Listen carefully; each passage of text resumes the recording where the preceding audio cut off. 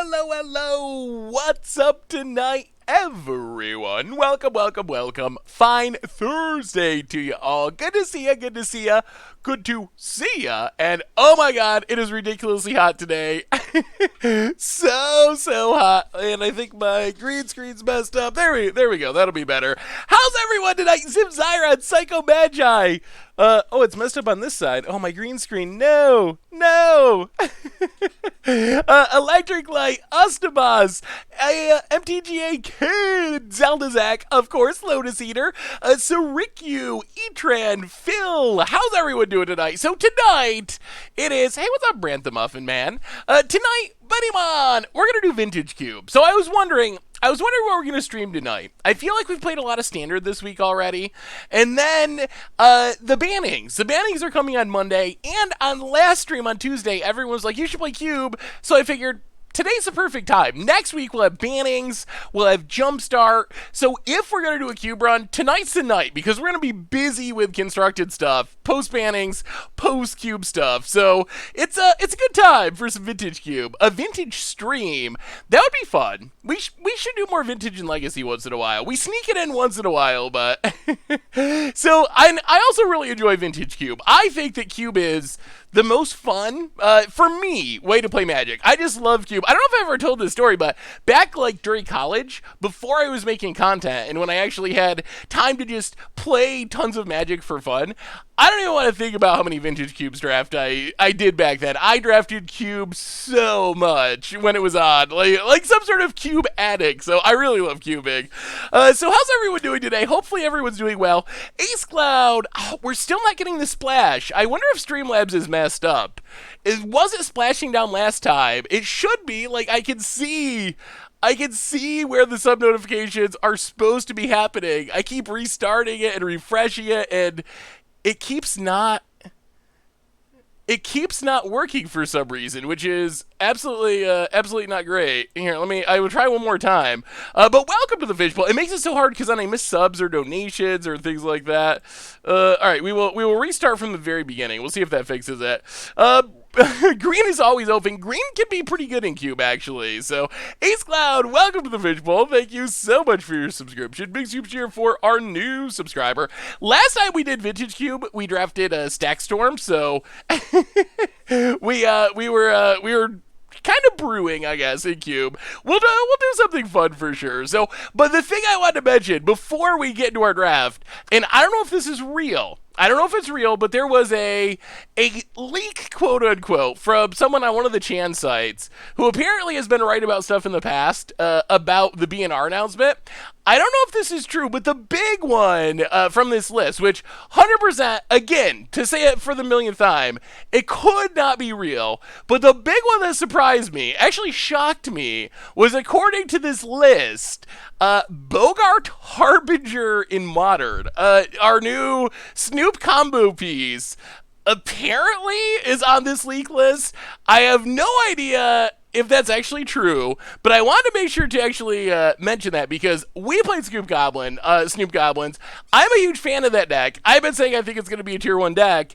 If that actually does happen, it would really hurt the deck. So if you've been thinking about buying Goblins in Modern, maybe wait. To me, that's the one that kind of blows my mind. When I saw that, that was the one that made me think, I don't even know, can this be real? Would Wizards actually ban a Modern card that quickly with very little results? That's the one that makes me think it could possibly be fake. But the big reason I want to bring it up is I don't want anyone to buy Goblins and spend however many hundreds of dollars only to have it get banned based on us going 5-0 in the Much Brew video. So just wait until after Monday if you're thinking about it. The rest of it's also weird, but not as weird. So, and again, this is a rumor. It is a leak. I don't even know if it's true. It could be completely made up. But Modern was Bogart, Harbinger, and Astrolabe.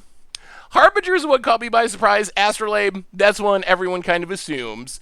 Historic also caught me by surprise, if it's true. Historic, see if you guess the card that this rumor predicts is getting banned in Historic. Hey, what's up, Jesse Doyle? How are you? I don't think you guess it. The fact that I'm asking you to guess should let you know that it's not Nexus, because that's what we've already talked about. So it's not Nexus. That, according to this rumor, it could not be true. Not Embercleave, but that's getting closer. It is a card that hasn't been in the format for very long. According to this rumor, the card is Burning Tree Emissary, if the rumor is true. Which makes a little bit of sense. Gruul is a deck. I don't know. What do you think about the Gruul deck in Historic? When I always hear people talk about Historic Gruul, saying that it's like really good, maybe it even needs to be banned, but whenever I play against Historic Gruul, I feel like it's a pretty close matchup, and if I have like a sweeper, I beat it. So I don't feel like I don't know, it's not. But at the same time, I definitely do think it's annoying when sometimes your opponent's just like, hey, turn 2, burning tree, like Gallia or something, or sometimes even 3 burning trees, and you're like, okay, like sure, he ain't got me. Like, I guess the Magic Gods wanted you to with that one. So that was Historic. Pauper, the rumor was Mystic Sanctuary, which is on the list Pauper people have been talking about, but who knows if that's actually true. And then the Pioneer was Dig Through Time and Thassa's Oracle, which I could see that. Those are cards that would be at the top of my list. That would definitely get Inverter out of the meta. Doesn't do much to Lotus Field, but anyway, so that's just the rumors going around. Hey, it splashed! We might have fixed it. Dizzy Buttons! Welcome to the Fishbowl. It's working! Thank you for your subscription. Big soup to your video. Thank you. Anyway, that's bad stuff. We can talk about it as we get along and start drafting. But let's do our reminders. Jump into Vintage Cube. Have some fun tonight. Do something spicy. So I think the plan is, for the first draft, just do a normal fun cube draft. In this, if we get to do a second draft, if we have enough time, we'll do a stipulation cube draft, and you all can come up with some sort of stipulation if we get to do 2 drafts. That'll depend on how long the first draft goes. If it goes like 3 hours, then we'll probably do one. If we get done in an hour and a half, but it'll improve our odds of doing 2 drafts if we get into it. So replay YouTube. That's where you can find all the old streams, including this one in the future. Normal YouTube. Play some cats and dogs. No, there are no anchovies allowed for stipulations. No. Please not. I'm doing well, Zaire. How are you? YouTube, played some cats and dogs for Against the Odds. There was a fun Goat Magic a couple days ago. Some Crim action tonight. New season of Commander Clash starts tomorrow. A special video going up Sunday talking about Standard. Kind of a opinion piece about Standard and if it'll be fixed by rotation. So I've been working on that. So that's going to be up on the YouTube. A reminder that our sponsor tonight is Card Kingdom. And if you need some Magic cards, you can get it from cardkingdom.com. They got Core Set 2021 available now. You can even get some free Scoop Soldier stickers. Just let them know you want one in your order notes and they'll hook you up. So thank you to Card Kingdom for supporting the stream. Otherwise, merch page, tokens, t-shirts, playbats, good way to support the stream and the channel and the site. Donations, always appreciated, never required. $2 or more gets your message read on stream. And the Discord is new and improved, so check it out if you're interested.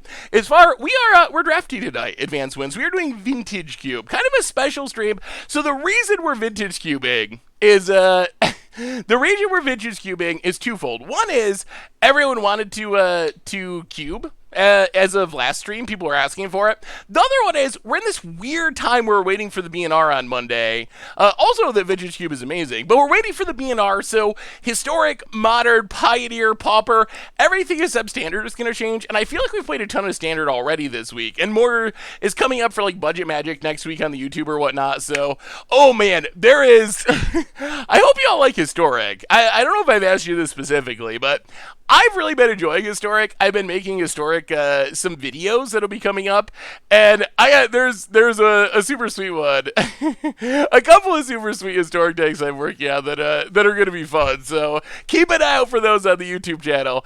Anyway, let us see how we can do with a Vintage Cube draft. So, are we ready? Are we ready for Vintage Cube Part 1 of 1? Gotta stay ahead of Vince in Cube viewers and also beards. Gonna play Pauper after the BNR? Probably. Alright, here we go. Draft number 1. Give us some power, give us some power. Last time we did this, we ended up drafting Storm Stacks, which is not a combination of words that should probably ever be together, although we beat a real Storm deck with Stack Storm. Historic Vampires this week. Would you consider making a modern Bat Mythics, modern Bant Mythics, just updating the mana base a couple of utility lands and see how it does.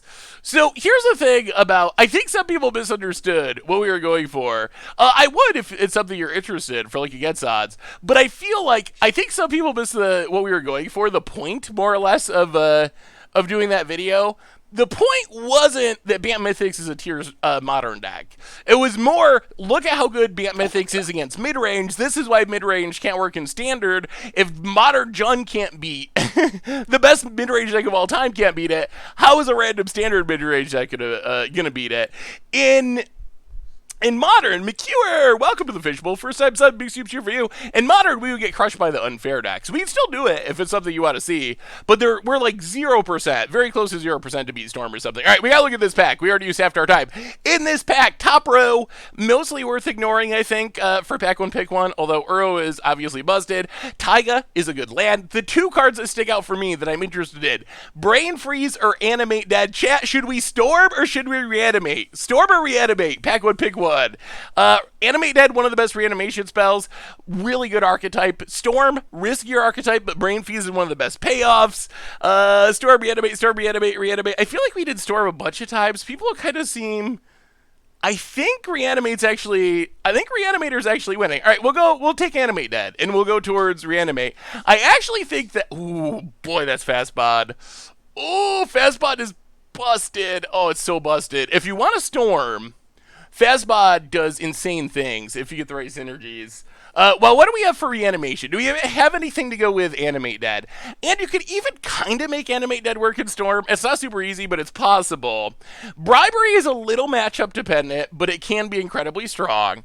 Fastbond is an insane combo piece if you find the right pieces to go with it. Signets, you'll pretty much always play.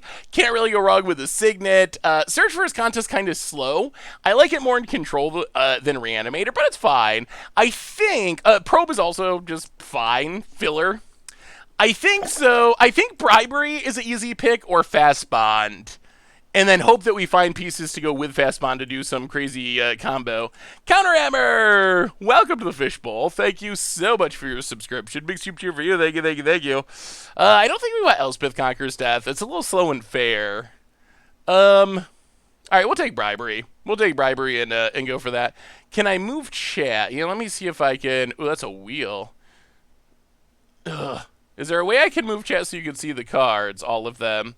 All right, chat. I'm going to move chat. Chat, you have to make this pick for us. All right, chat, you might be off screen mostly, or like part way, until we're done drafting, and then I'll move you back on.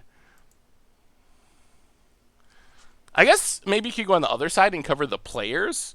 All right, you got to make this pick for me, chat. I'm messing around with this. It's up to you. I have faith in you, chat. That's pretty good. Alright, so, this pick. Remand, we're in blue, it's strong. Fetch lands, always good. Wheel of Fortune is good. What is chat saying? Wheel, wheel, wheel. Wheel is actually, I don't mind being in red for Reanimator, honestly. But it's another, man, kind of regretting not going in Storm. We're getting all the Storm payoffs. Angel, that's kind of a lower tier Storm payoff. I think it'll come back around. I think we're just going to remand, actually. I feel like Wheel is... Ooh, okay. Oh my god, that's Crucible. Oh, Crucible Fastbod's so sweet. Fastbod's not going to come back, is it? Ooh, all right. So Mystical Tutor's good. That can find reanimation stuff. Spellseeker, also pretty sweet. Can get our remand so far. Terastodon is actually a good reanimation target. Not tier 1, but it's like tier 2, I would say. It's ahead of Angel of Serenity. Hey, don't take my Fastbod, Andersborg MTG. Bell Treader's cute. I don't know if it's necessary. Hopefully we don't get hit by Containment Priest. Shinobi! I don't know. Get stung by Obi? How's that lyric go? I think we take Spellseeker, actually. Shinobi is fun. I don't think we want to take it yet, though. Ooh, Well, Faithless Looting is pretty good at getting things in the graveyard if we're going towards Reanimator. Maybe we're like Grixis? A little bit nervous that we haven't had any payoffs yet. We'll take Faithless Looting, though. That's an easy pick for Reanimation. Now we get not much of anything. Admiral Average, welcome to the Fishbowl. Thank you so much for your subscription. Ace Mondelay, how are you? If I link a bird tribal deck for the next viewer submitted EDH deck, would you play it? Lots of good card draw. I would love to look at it. I can't promise you will play it. We're doing viewer submitted next week though, so good time to get it in. Ace Mondelay, good evening to you as well. Thank you, thank you, thank you. Take Teferi, hope to pick up Lotus Bloom. Wait, Teferi? Tezzeret? Gifts does put things in the graveyard. That's true. It's a little slow. We don't have... So far, we are decidedly unbroken. We'll take Gifts, though. Gifts is fine. Well, it might be time to start fixing our mana. Prismatic Vista... Emery actually could be alright in this deck. If we get some mana rocks... 1,000-Year Storm. Massacre Worm is not a reanimation target that we want. I think it's either... So the problem is, most decks... I don't feel like cards like this are good against the decks that show up in Vintage Cube in specific. Green Ramp can be very strong. If it's open and no one else is in it, it can be absolutely insane. Ooh, it's Emery or Vista. I feel a little bad that we haven't fixed our mana at all, but we'll take Emery. We are going to have to focus on fixing our mana at some point. Ugh. I mean, I guess we could take Pesterbite and, like, backdoor. There's nothing else here that we'd even play. The lands are not in our colors or very good. I guess it's Pesterbite. And we could backdoor the Kiki Jiki combo. No space MTG. What?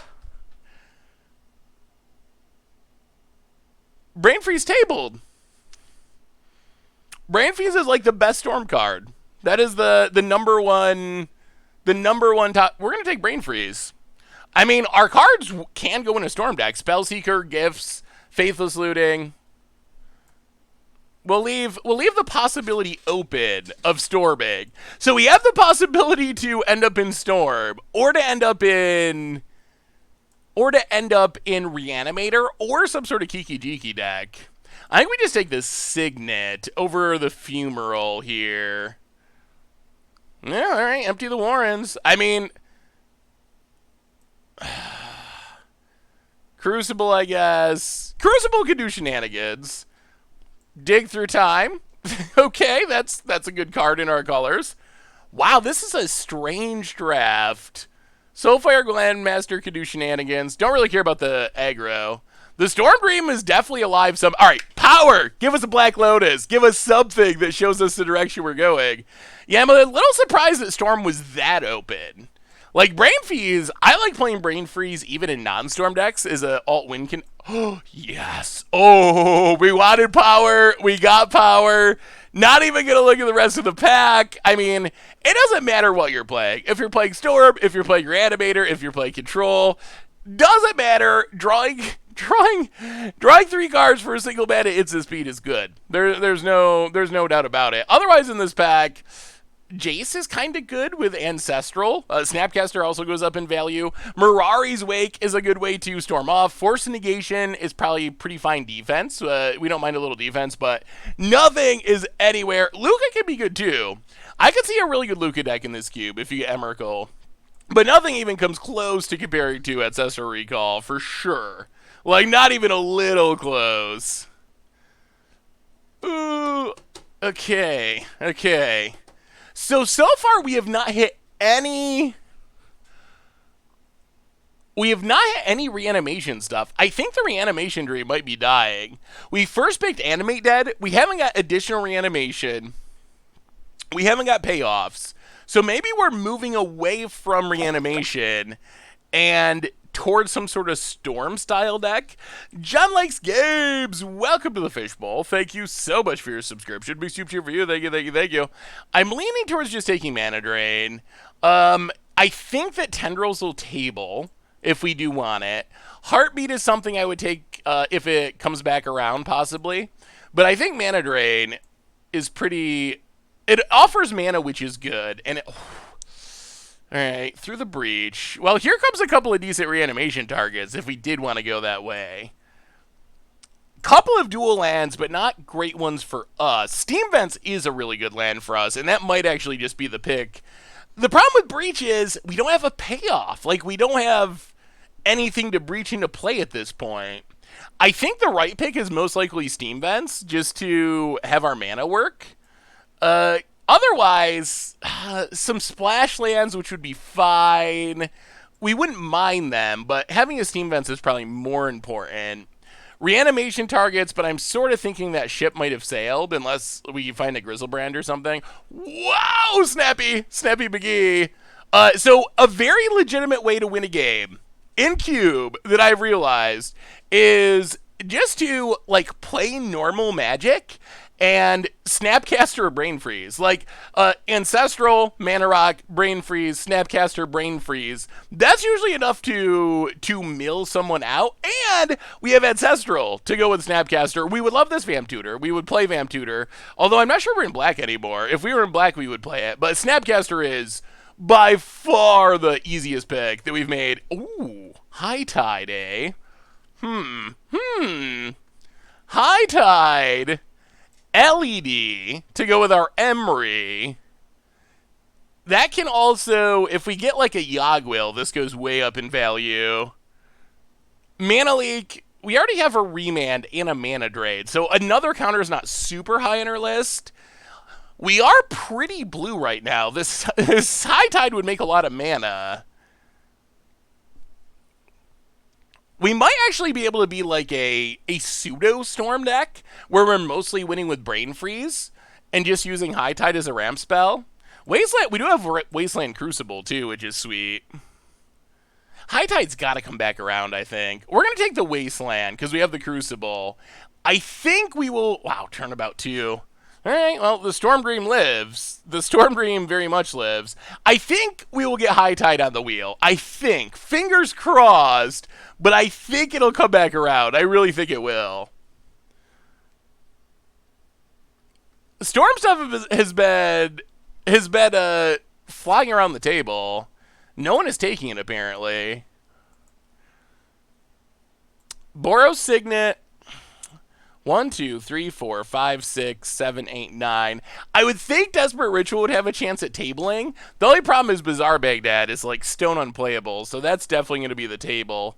Yeah, I don't actually think we want... I think we'd rather have Boros Signet than a Ritual here, honestly. Ooh, Treachery. Treachery is a sneaky Storm card. Treachery... It gives us a little bit of removal, and we can also just cast it as a free spell to untap our lands. So I actually really like Treachery in a deck like this, because it's sometimes hard to fit too much removal in a Storm deck. I would also play Recruiter to get Snapcasters and Spellseekers, but I think Treachery is a pretty easy pick.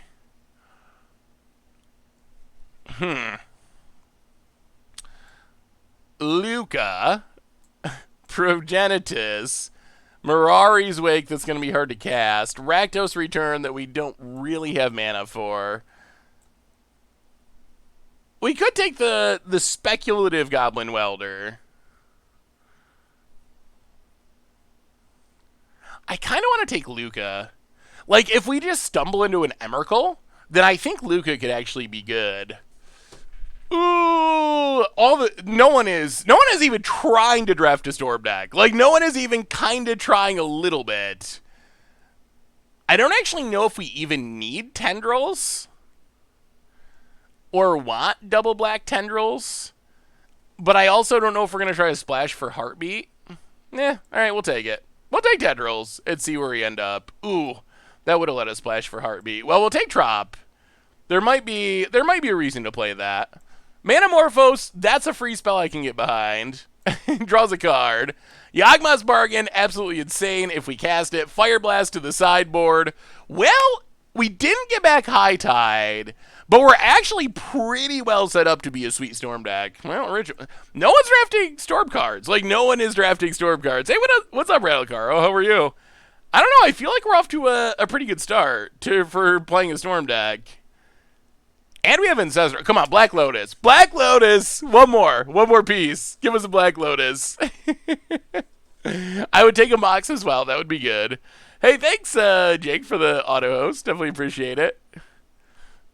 Okay. It is not an on-color box, but a Mox is a Mox, and a Mox is good. I mean, Muldrifter's fine. Palenkron can do shenanigans, but we don't have mana doublers. We didn't take the Heartbeater or anything. Iona is one of the tier 1 reanimation targets. I think Iona and Grizzlebrand are top tier. But we got a Mox. We can't pass the Mox. Even an off-color box, it's good at a Storm deck. It's good. It's just, Time Spiral. Okay. Well, I mean, that goes well in a Storm deck. The fetch land would also be decent. Consecrated Sphinx, I guess. I mean, I think it's just Time Spiral, right? We just go for it.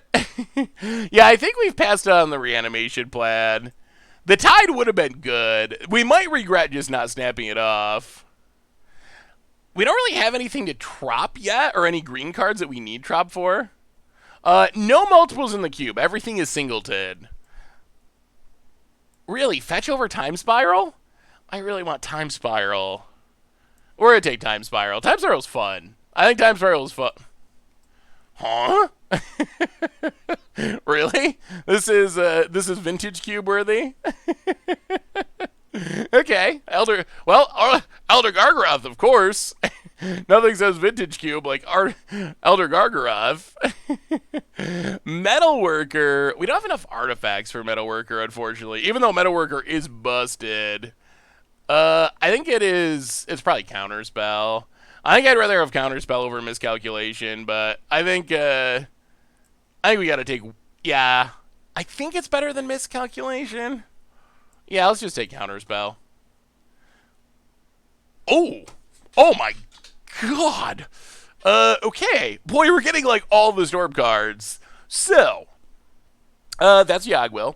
We don't have a great way of splashing it yet, but Yagwil is absurd.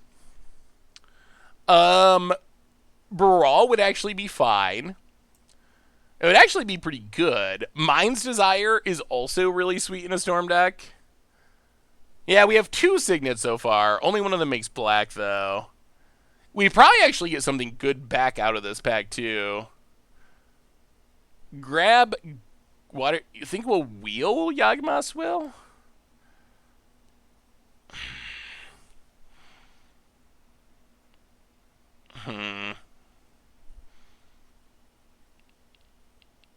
Ugh. We're going to take it. We're going to take the Will. We're going to take it and be safe. This pack does not give us anything. We don't really want to play Pyretic Ritual. Rituals are actually not that great in this. I think we take Thing in the Ice as a sideboard card for creature decks. We can bring it in and just like cast spells and flip stuff. We could even main deck it if we wanted to as a backup plan. Brazen Borrower is probably pretty decent. Thirst for Knowledge is also probably pretty good. Expansion. Wait, what?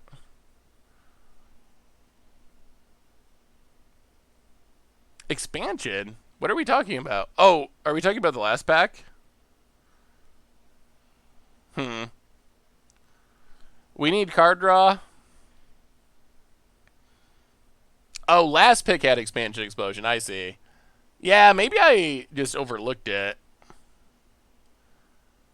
Ugh, we got the bad Lotus. It can be good if you have it in your opening hand, but it's a rough top deck.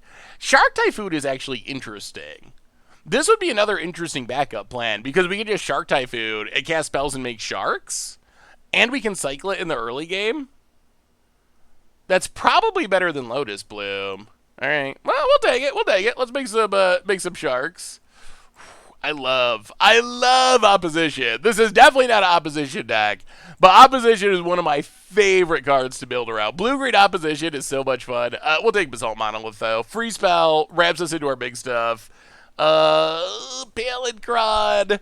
We don't have any combos for Palenkron, essentially. Like, we could take it. It is a free spell. Not as good if you can't combo with it, though. Yeah, Opposition is super fun.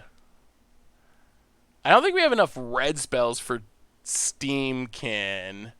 Not going to play Duretti. Don't want the white cards.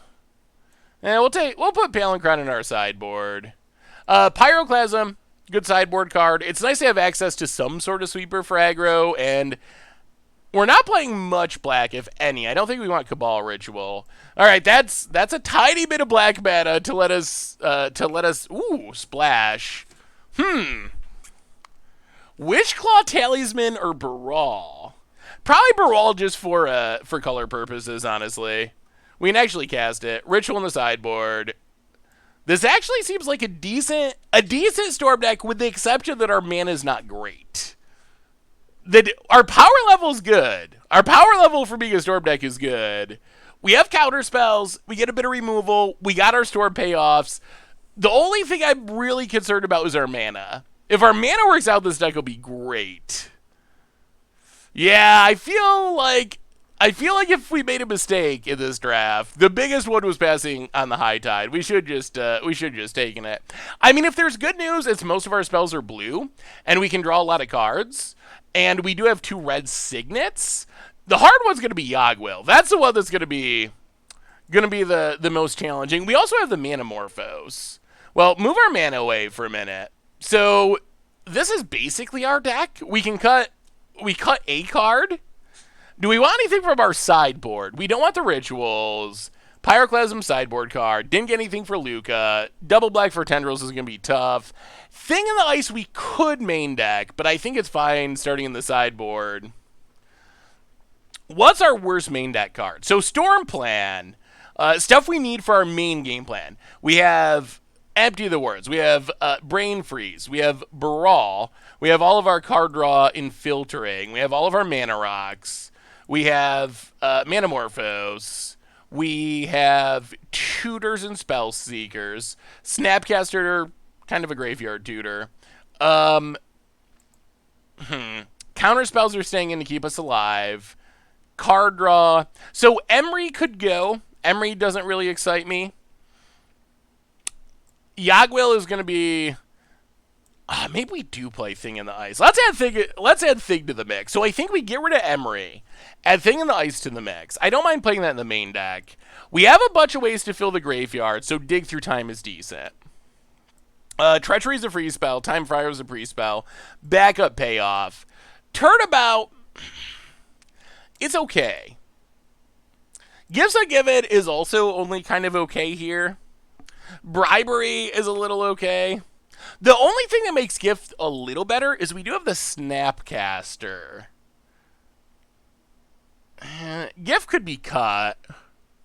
Think Bribery, sideboard Bribery instead of main decking it.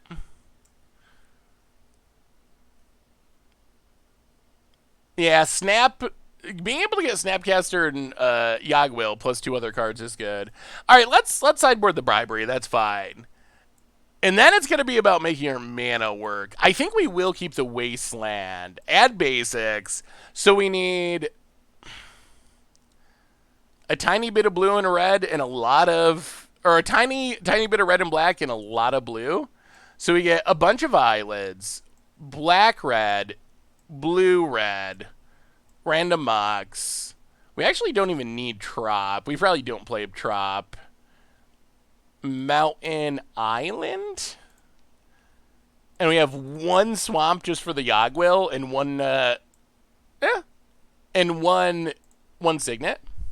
It's actually, so what do you think, chat? Get rid of the Wasteland? Oh, I love land destruction though. I really do. I think 1 swamp's fine. We have ways to discard Yogwill. We're not married to it. I think we can get by with 1 swamp. We could, yeah, I guess that's also true. We could bring in Crucible and go down, Gifts is kind of good. Is Turnabout, maybe we go down Turnabout? Crucible Wasteland is sweet. And like Faithless Looting discards cards. Thirst for Knowledge discards cards. So we could use this as like weird ramp. Maybe we go down the Turnabout. Don't ever play Wasteland and Storm. But this is Cube. You wouldn't play it in, like, normal Storm.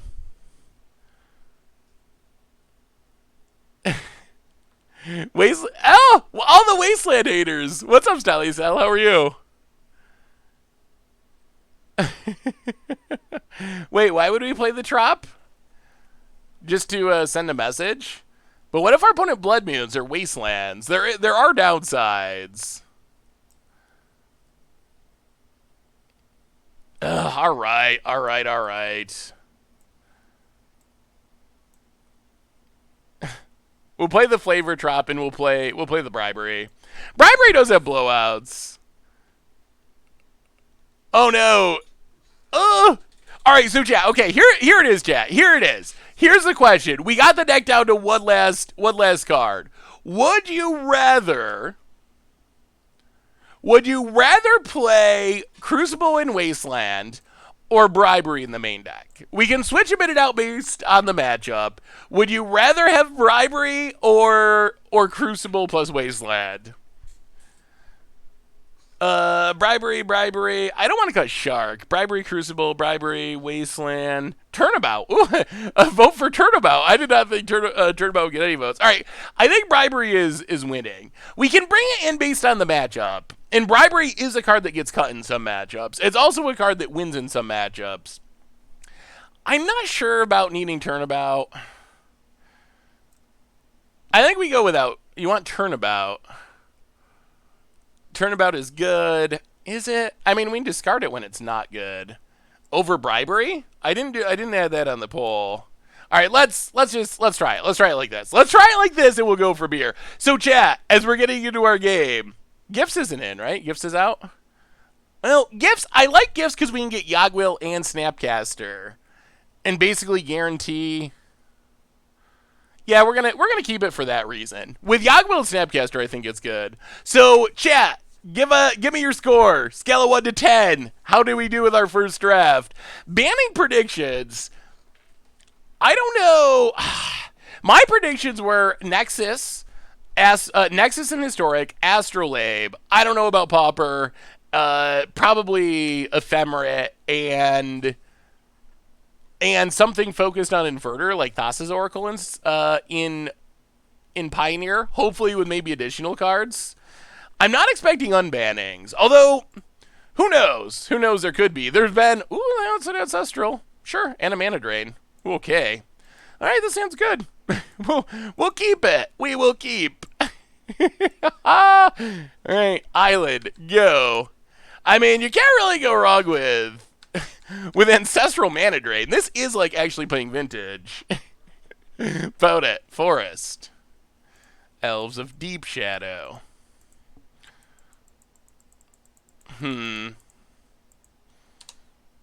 Alright. Well, I think we're going to be glad we have Thing and Ice in the main deck if we're up against Elves. Thing and Ice go. We'll wait on Ancestral Recall till we get Thing and Ice down. I think Thing and Ice is actually decent. I think it's actually pretty decent. Opponent cracks. It flips quickly. It makes our opponent pick up their stuff. It's not as good against non-creature decks. Hey, what's up, Liam? How are you? Oh, yeah, chat. That's right. Chat's got to move. We need to go in. Hang on, chat. I got you. Pull this up. Courser of Crufix. All right, so opponents. I was going to say playing Clean Fair Magic, but not exactly, now that we see Reanimate. All right, so chat goes over here, and then stream mode. Storm counts at 1. Tomer would be proud. Tomer would be proud. He loves drafting Storm, or trying to draft Storm, so I don't know if Tomer's here, but... Oh, fix a record. Oh, I see. All right, opponent's passing. Hey, what's up, Todos? How are you? Hey, thank you, Sir Adele. So, question for you on Arena. This happened to me for the first time, and I wonder if it happened to other people. So, I am currently the level below Mythic, like the middle of Diamond on Arena.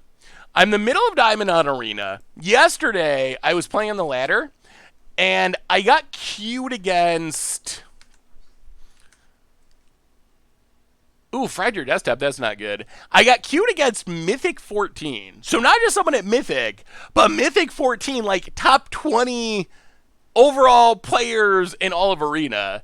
Is that a normal thing that happens? Like, have you ever experienced anything like that? I know I've been like, whatever, bronze and you get paired against gold or things like that, but do you get matched up that high? I guess it's still early in the season. Pioneer predictions, gotta be targeting inverter. It's gotta be. Oracle, dig through time. I hope they also hit something from Lotus Field. That would be my dream, but having draft. In limited that happens a lot. Not a ton of mythic players in limited. Yeah, okay. That I can see that. That makes more sense. This was historic, which constructed is constructed, right? So top if you're 14 mythic, that's historic standard brawl, whatever, any constructed format. My brother played Mythic 36 while at Plat. Yeah, I can see that being a tough matchup. Of course they were Nexusing. Like a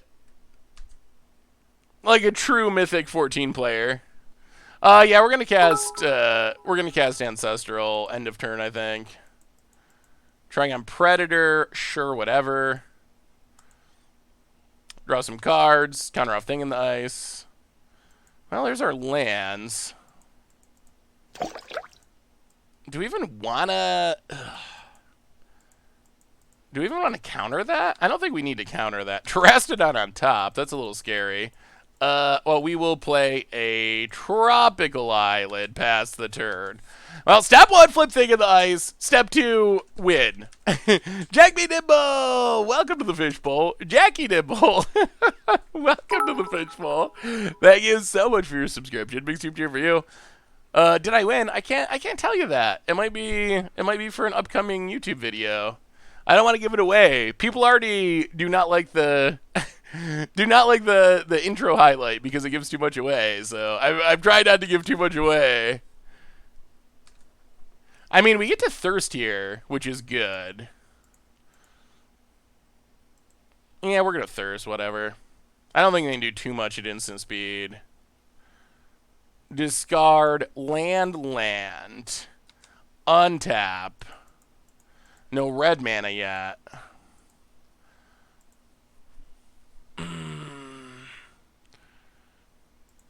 Well, play a land past the turn. We don't really want a Treachery.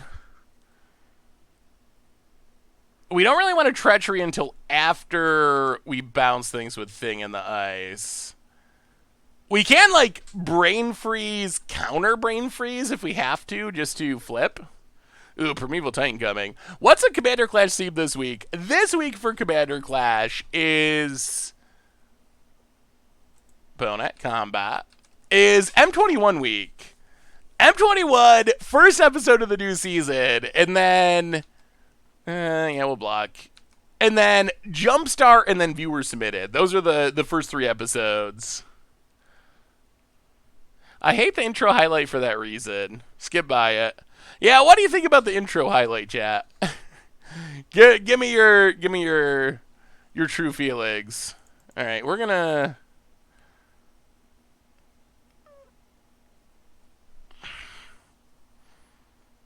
mana drain.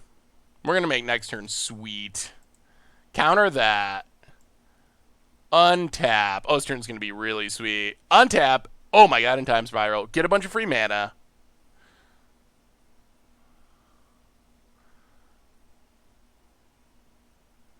Play a Swamp. Yogwill. Flip Thing in the Ice. If we can find a Snapcaster, we might be able to win this turn. Flip Thing in the Ice. Yogwill. Ancestral, targeting us. Draw some cards.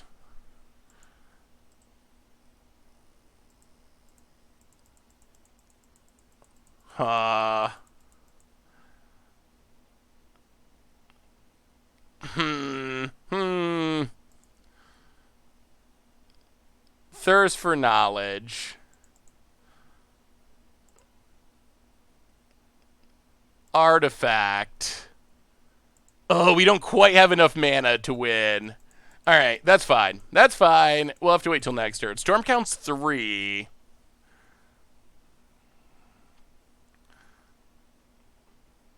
We can't play a land. Well, brain freeze our opponent. Mill 12. Get rid of the Primeval Titan. I guess this turns on the reanimate, which might be bad. Go to combat. Hit you for 7.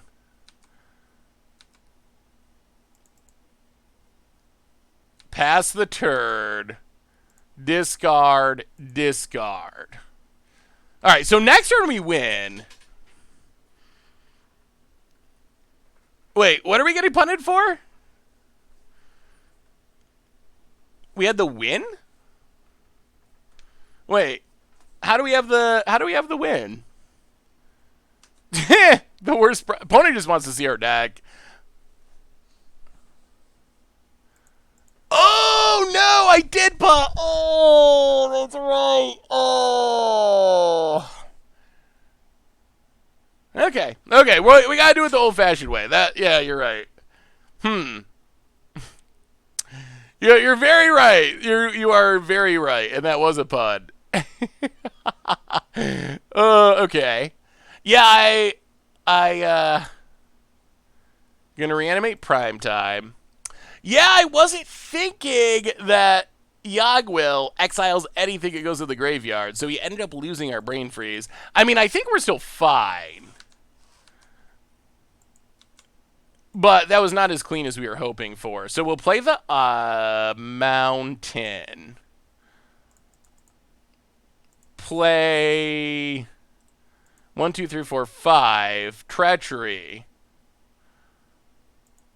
On Primeval Titan. Yoink. Untap our lands.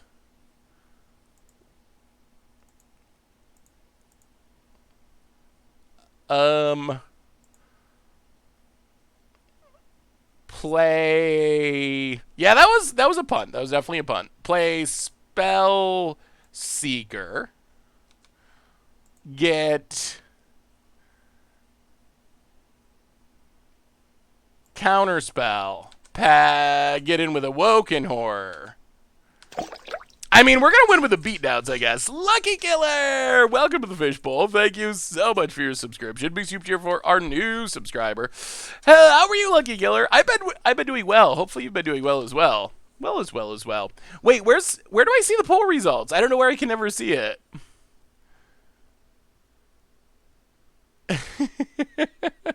I deserve the puff for that. I do. So, all right. So, if you dislike, I don't know why I can never find it. So, if you dislike, the poll doesn't go through OBS, does it? So, if you dislike the clip, why? That is question 2. Corsair Crew Fix. Yeah, I guess we don't really care.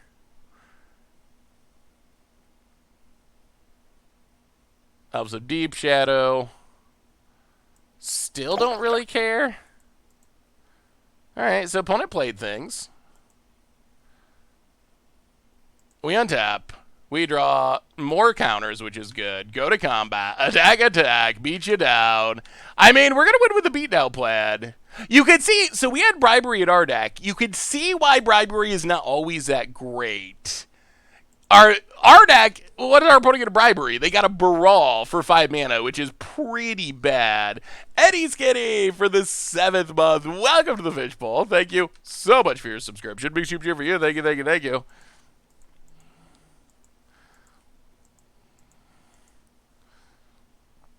So I guess our opponent can actually get back their Primeval Titan here, can't they? And there's a Sheoldred on top. Awkward.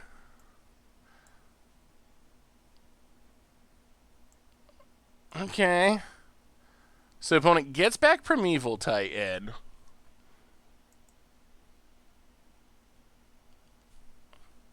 Plays Excavator. We will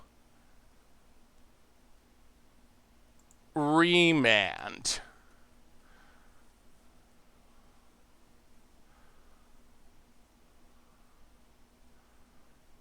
Excavator. We will...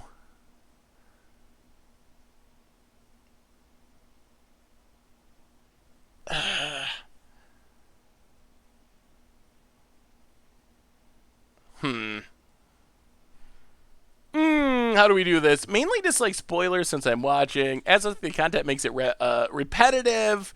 Could be admitting it's nice occasionally, but not necessarily every episode. I can see the repetitive part as well. A video is more about linear gameplay progression, can draw emotions. Intro takes advantage of that with the hype. Your intros should only set up in not resolution. That makes sense. That makes sense. That's good feedback. Yeah, I think we Snapcaster for mana drain. We mana drain.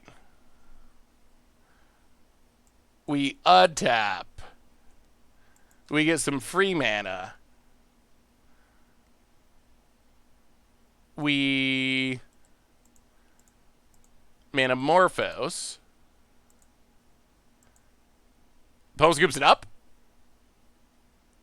Okay. Well, that was not clean. That was not clean. Well, we attack and win if our opponent does have removal. It was not a clean win. There were a couple punts along the way, but it was a win. It was a win. The results were like 42% like, 50% didn't like or hate. Okay, so it was fairly even. That's not bad.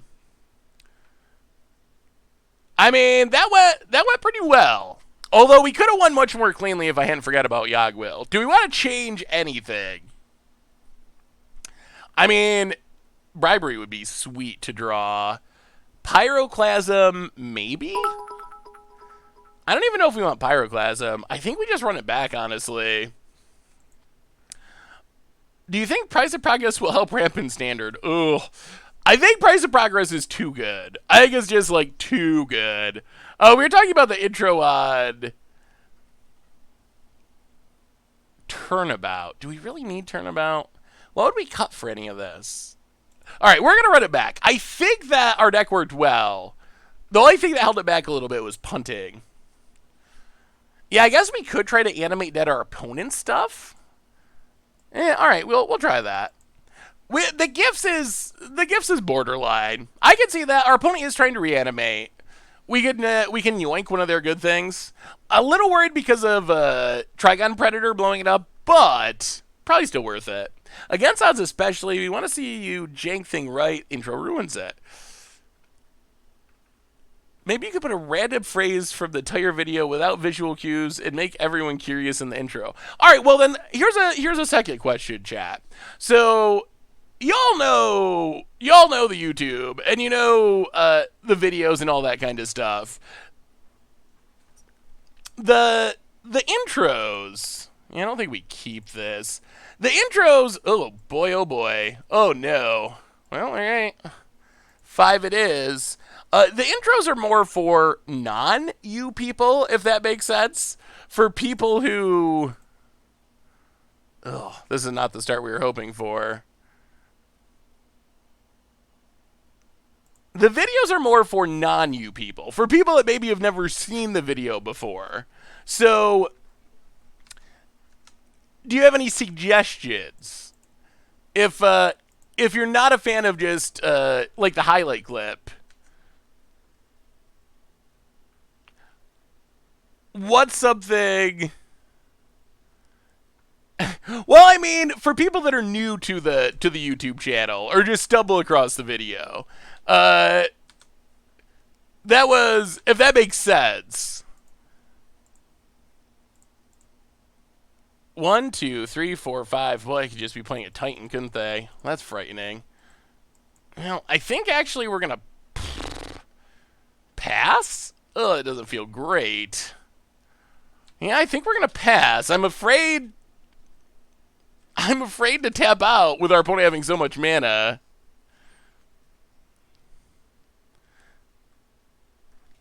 About it. Thought seizes us.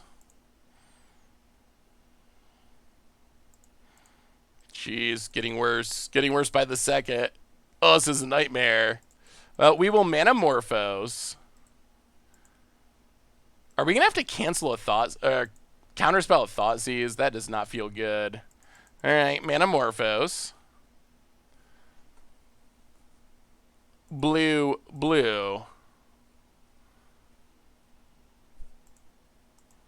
All right, it's been countered. Our way to dig out of this, I think, is Spell-Seeking Ancestral.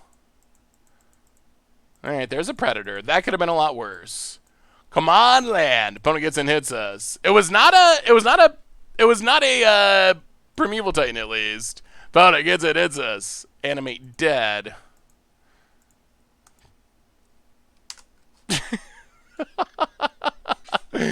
Oh, opponent. Ramanop Excavator. Not the best Boros Signet. Opponent gets in. Hits us. Well, our opponent hasn't played anything big yet, which is slightly encouraging. All right, we got the lad. Spellseeker. There have been a couple of punts. There's been a couple of punts, I would say. We will take Ancestral. Try to dig out of this. All right, nothing big. Nothing big. Please, nothing big. Okay, Carryat, it's fine. That's not big. I mean, we're still in this for the moment. Opponent, combat. Gets it, hits us. Down to 14. Sure. Wow, if we win this, that would be very impressive. Very, very impressive. If you go 2-1 in cube, you break even. Chidasi. So it's 100 play points or 10 tickets to enter. If you go 3-0, you get, I believe, 150 play points in a treasure chest. If you go 2-1, you get your entry back. If you go worse than that, if you go 1-2, you get like half of it back. And if you win 0, you I don't think you get anything if you win 0. Huh. Well, that's Ancestral. All lands. Oh, play Baral. Lava Claw. Pass the turn. No whammies. No whammies. Please, no whammies. We know our opponent has huge things in their deck. Lumbering Falls.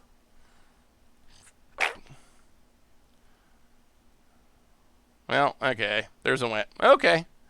Alright, alright, alright.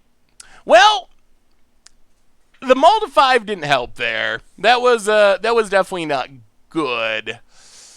Oh, run it back. Pony had a pretty good head. Yeah, that is as whammy as it gets. What kind of gaming chair do you have? I actually don't know, Muglanto. I would have to I would have to figure out what the brand is.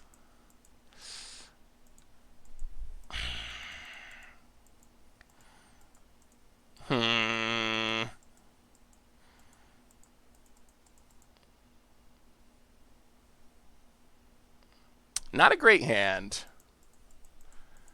I'm very afraid to mull though. Last time that just absolutely gave us a non-functional hand. Well, that's also not a great hand, but it has all of our colors of mana, so I guess we'll keep.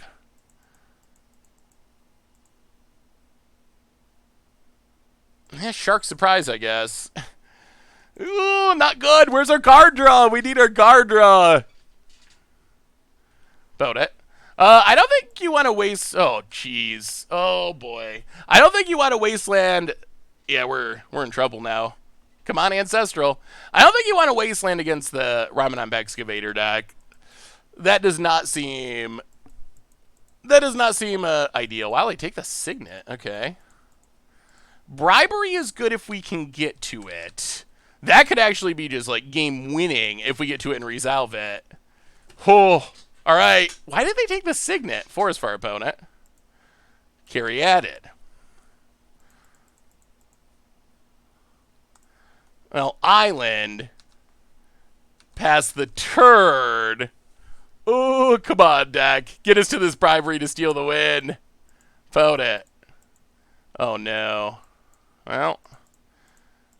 A little sad, Shark. Yogwill, okay. Not super helpful. Opponent passes. Well, Tropical Island. Basalt Monolith. Oh, fade! We got a fade. We got a fade. We can bribery next turn with or without a land. Opponent. Oh. Much mana being tapped.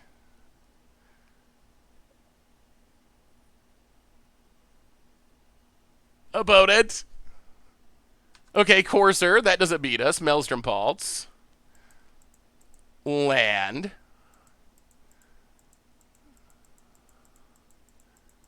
Four mana.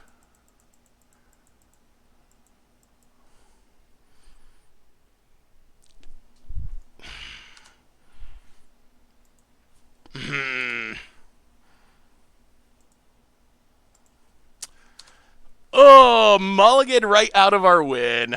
Ugh. Well, Mind Twist is a really good card. Oh, that's so unfortunate. Opponent. Sheoldred. Ugh. We had the win in hand. We had it in hand.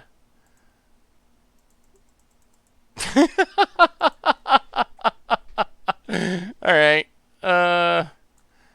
Sure. Oh. Opponent. Wow.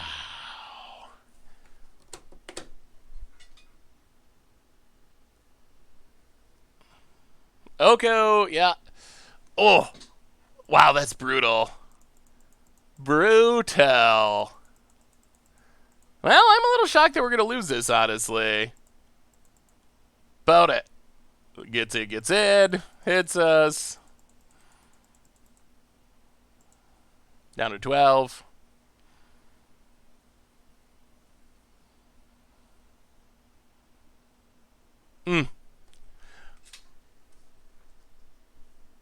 Yeah. All right. Fair enough. Well, that was brutal. All right, well, on to the next one. I think our deck is good. We mulliganed a lot. There were some punts, none of them that were actually game changing, but yeah.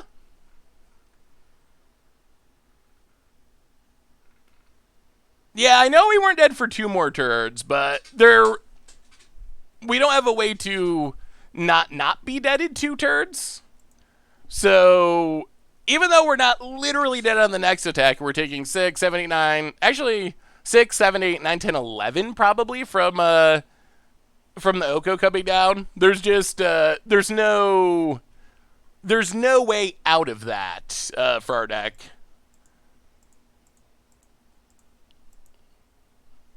Ooh. Wow. All right, on to the next game. I still think our deck is sweet. Mill your opponent Treachery on Sheoldred. I mean, they have the Oko, though.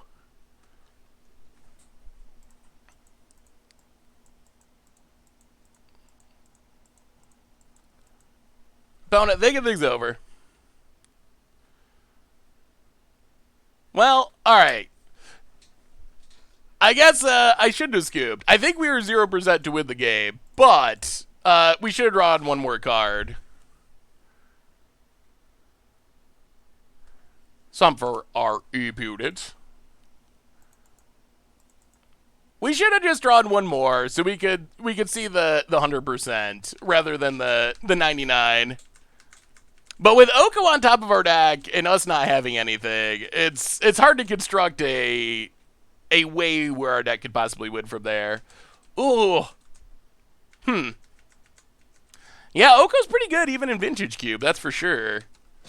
Well, pass the turn. So what's the first deck you're gonna build with BattleBot, or not BattleBot, with Jumpstart? Knight's Whisper. Yeah, we're just gonna cycle Remand. And land is good. Blind Island. Hmm.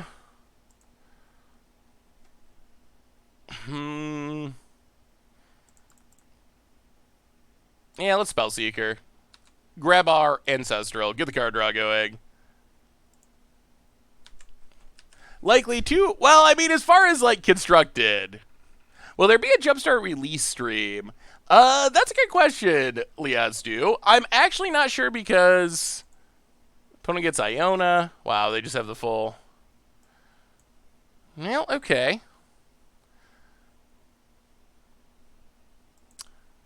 Huh.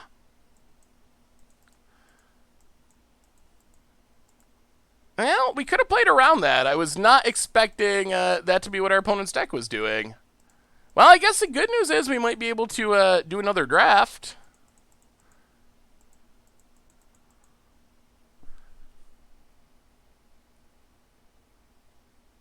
Do we just concede? I think we do. I don't think there's any... Yeah, alright. We will concede. Yeah, that was a good one. Well, reanimation is a legitimate strategy in the cube, that's for sure. Mostly a little sad there just because we could have played around that, but we we didn't. Boy, we're playing decks where bribery is insane over and over again, but so far we've not had any ability to resolve them. Hey, what's up, Doug? How are you?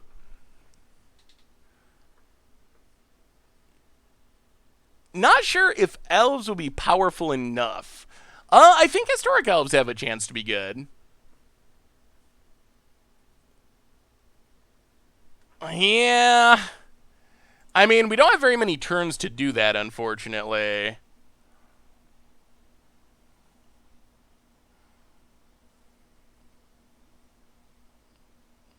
This doesn't beat an Iona.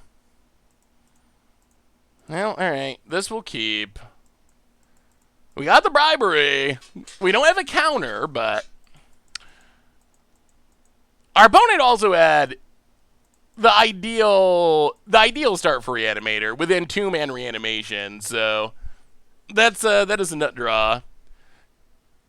Did I get your Twitter DM? I don't think so, Luke. I'll have to check. Dig through time to the bottom. Opponent mulliganing, looking for their entomb. Yeah, Reanimator nut draw is just really good. Well, tap land go. Would be nice to find a counter spell. We have many counters. In that case, if we had known that we needed to be worried about our opponent.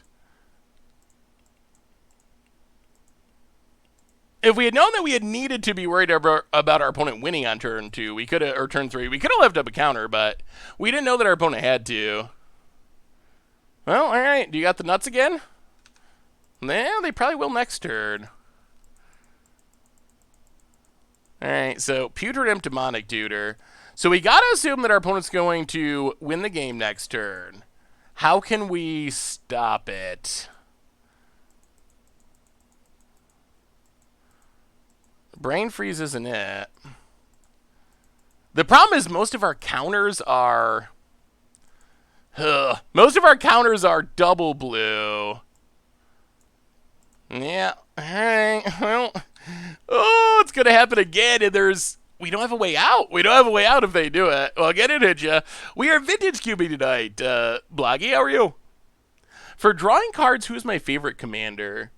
Maybe just Yarok, honestly. I know it's not technically... Alright, well, alright, sure.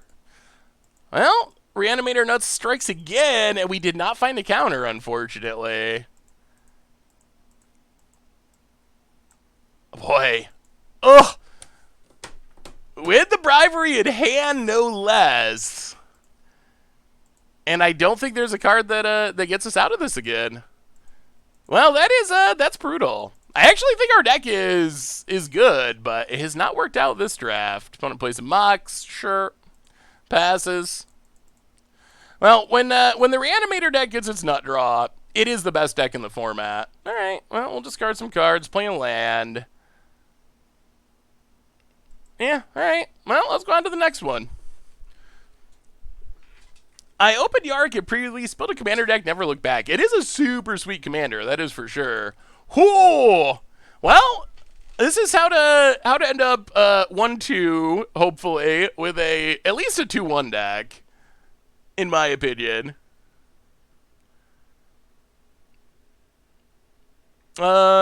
We didn't pick Borrower, and it's a blue spell anyway, so uncastable. That's a big issue. Is we just cannot cast any of the cards in our deck that are relevant.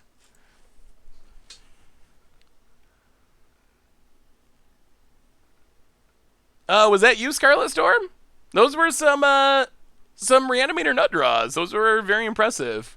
Yeah, when you get the best possible draws with Reanimator, I think it is the best vintage cube deck. If you get the nut deck and then also the nut draws. For Go Magic, would love to see Bamp Mythics versus one Urza Saga deck or Raminamp Red vehicles. Ooh, that could be interesting. I don't know if we'll do Bamp Mythics again, since we already played that one, but something similar could be fun. Can you give me feedback on a new Pioneer deck? Ooh, let me see, Jaguar. I would love to. So is anyone going to get to play Magic this weekend? Is anyone living in areas where there's actually like LGSs that are functional? Christopher 1999, welcome to the Fishbowl. Thank you so much for your subscription. Big soup cheer for our new subscriber. 9 life sentences.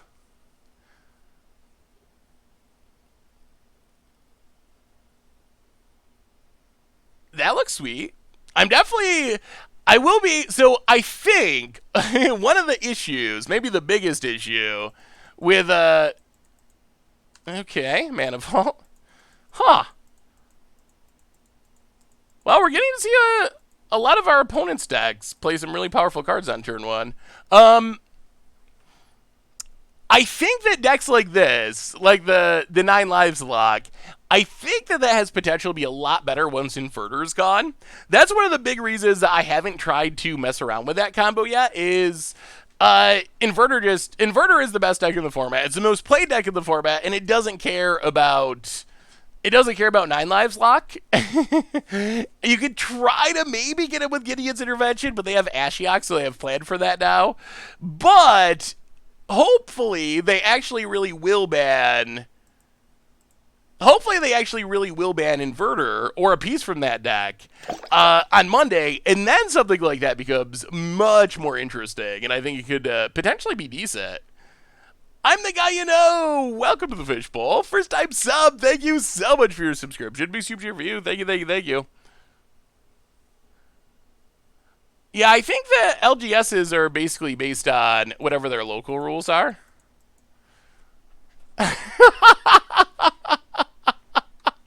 Wow! Oh my god! Oh. Well, we've just got to see opponents continually nut draw this draft.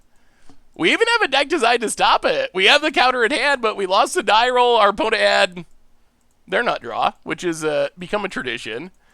And yeah, I think we scoop it up again, honestly. I'm not sure how we possibly get out of this. Is there any card that exists in our deck? I mean, maybe we just have to try to combo off? Treachery can't get rid of it. Yeah, alright. We'll take Ancestral. I guess our opponent just gets to draw extra cards. Classy Casual, welcome to the Fishbowl. Thank you so much for your subscription. Big soup cheer for you. Thank you. Shark Typhoon lets you make a beater at instant speed that isn't counterable. Yeah, that's true. I guess we could potentially beat through it eventually. I mean, if there's good news, it's our opponent doesn't have a ton of mana since it as they play Ancient Tomb. Bad timing for that. All right, plays a Signet. Draws a card, taps their lads. I mean, I guess just keeping Teferi in check enough so it can't... Wow, okay. Sure. I cannot imagine that that was the right choice, but we will take it. We will definitely take that, if that is our opponent's choice here. Well, we will play an island. Do we even Ancestral yet? If we Ancestral, we have to discard the hand size. All right, let's wait an Ancestral during our opponent's turn. So pass the turn. We might actually beat turn 2 Teferi here. Opponent should have just kept ticking up, I think. Icy Doc, welcome to the Fishbowl. Thank you so much for your subscription. Big soup cheer for you. Thank you, thank you, thank you. Oh, your Krav and Ragna deck looks fun, Doug. Definitely a super interesting, interesting partner pair. How many commander decks are you up to? Yeah, we can only go 2, so we can't actually kill Teferi. It's still outpacing our Shark Typhoon at the moment. Opponent, gonna draw a card. Pass the turn. Well, Ancestral. Draw some lands. Untap. Land. Well, play an island. Spellseeker. Tutor up.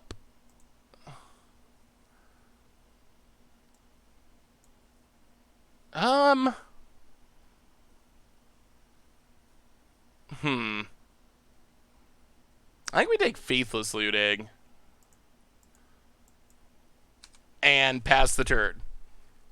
27 is insane, Doug. That's so many commander decks. Oh, that's super sweet. Found it.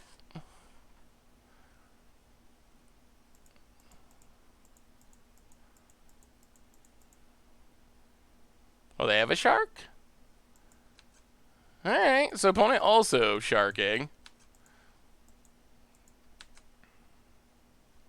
Well, pass the turn. Maybe turn 2 Teferi will be enough. We'll see. You have 25 Grateful Dead? That's also very impressive. Boat it. Blades.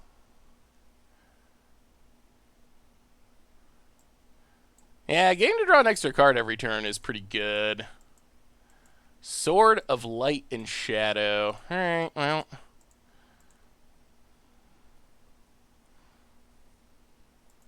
Probably can't have that happening. Boat it. Getting in. Hits us. 16.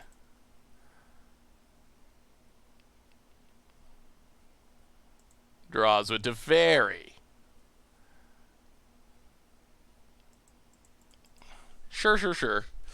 Ooh, we're fighting the good fight. Try to at least. 2 decks? Yeah, I have like 3 in paper, I think. 3 or 4. Well, go to combat. Get in a Teferi.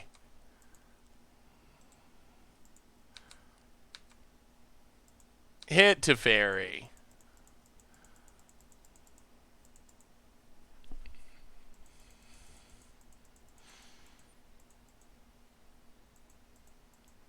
I'm kind of tempted to just play Shark Typhoon. What do you think? What do you think about playing Shark Typhoon here? Is it worth it? All right, let's do it.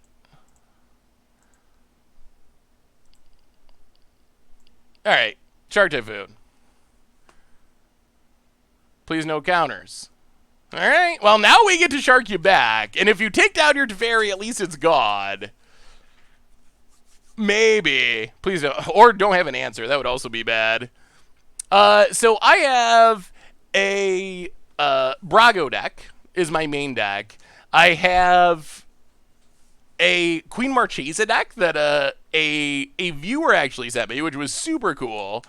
And I have I guess I have a Venser Oathbreaker deck, and then I guess Mishra's Workshop. All right, I guess the rest of the decks are actually like somewhat slightly upgraded commander decks that I've ended up with, like Commander Precon series decks. So I guess I only have like 2 legit commander decks in paper, and an Oathbreaker deck, and like 2 or 3 Commander Precons that are not like upgraded, but have some amount of changes in them. All right, opponent has a Worm Coil. Well, our Shark Typhoon can slow all this down. Rugeth the Shy! Welcome to the Fishbowl. Yeah, that's what the Tomer actually built for me, and then I've updated from there. And a Yarok deck that I don't actually have yet, but thanks to Doug, Commander Deck Builder Extraordinaire, I do have one. I just don't actually have it in my possession. My first Commander deck was actually the Brago deck. Well, alright, we got rid of the Teferi. So that's good. That's something at least. Dig through time, but we will Faithless Looting. Discard a land and a land.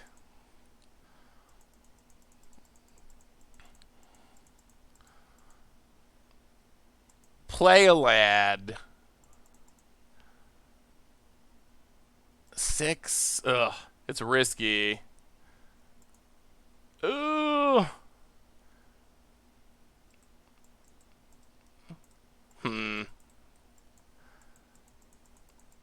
Yeah. Alright, try it again. Shark Typhoon. Pass the turn. I assume they don't have an answer, because if they had an answer, they would have not cashed in their Teferi. So they shouldn't have an actual, like, removal answer in hand. We could hopefully chump with Spellseeker and then start making sharks and just take over the game from there. I think we can hold on for one more turn. We'll see, and then we'll get Mindslavered or something. Mishra's Workshop scares me. That usually means powerful artifacts. Although our opponent's deck is kind of a weird workshop deck.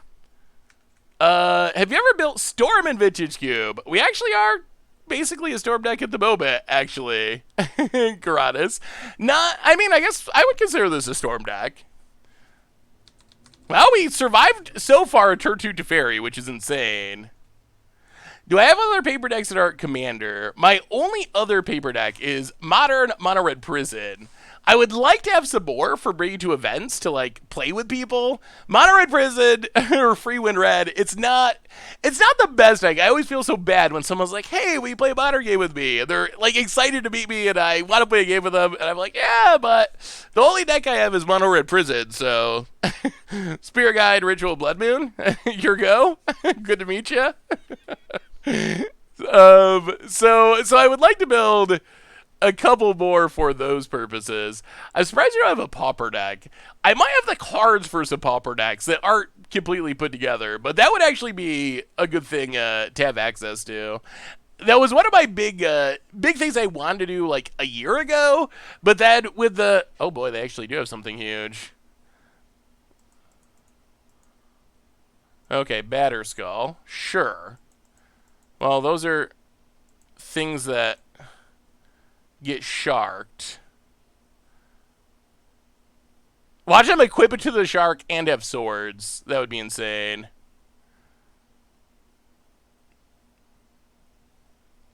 If they have that, oh my goodness, that would be so brutal.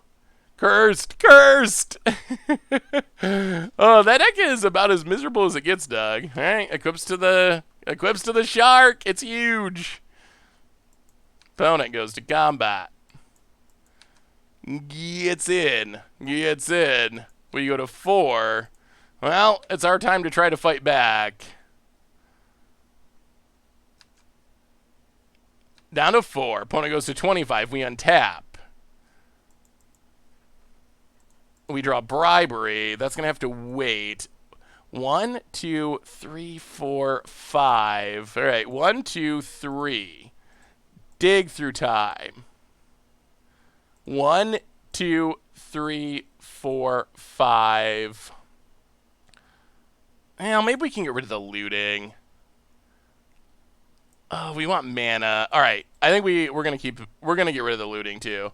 So 2, 1, 2, 3, 4, 5, 6. Leave Ancestral. Dig through time. Make an 8/8 shark. Find. Ooh, treachery.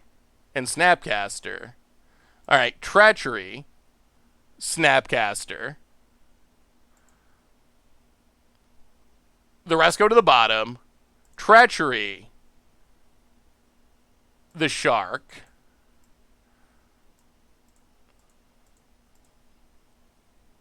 Make a 5/5 shark. Boy, Shark Typhoon is sweet. Untap, untap. Untap, untap, untap.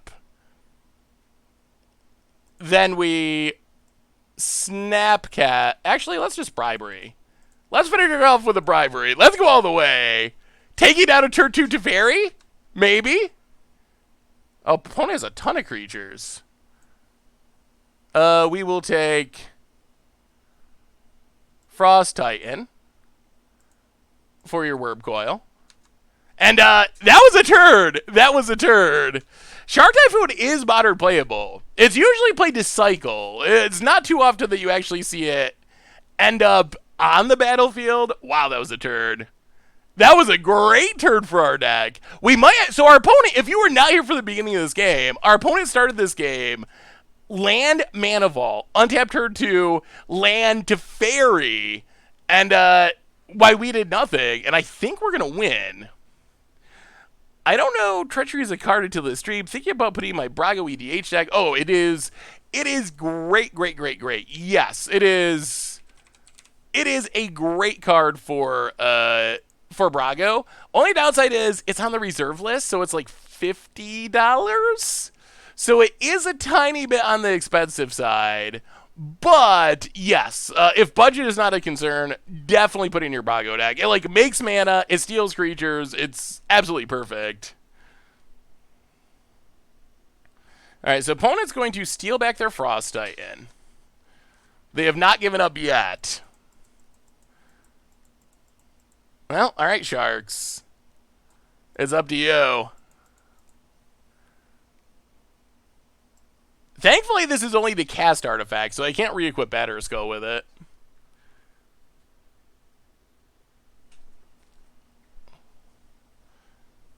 So, how do you feel about historic videos on the YouTube? I've really started enjoying historic a lot. Fairgrounds Warden. Gonna yoink. Alright, yoink the shark with Batterskull. Sure. Well, opponent is really fighting. Out of cards, though. And we are very much not out of cards. And we got Brain Freeze. There might be some historic coming up. Especially with Jumpstart. If there is a release event, I haven't seen, did they announce how they're actually releasing it? Like how you can play limited? Gilded Drake, I believe, is also on the reserve list, unfortunately. Opponent passes. Well, we will 1/2 Snapcaster Mage.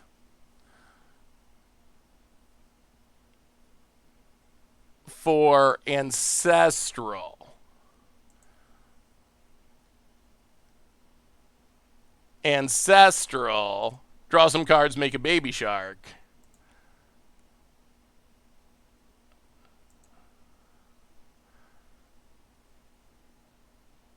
Ew.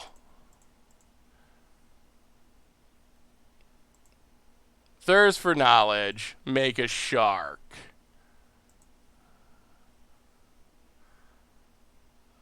Discard a couple lands.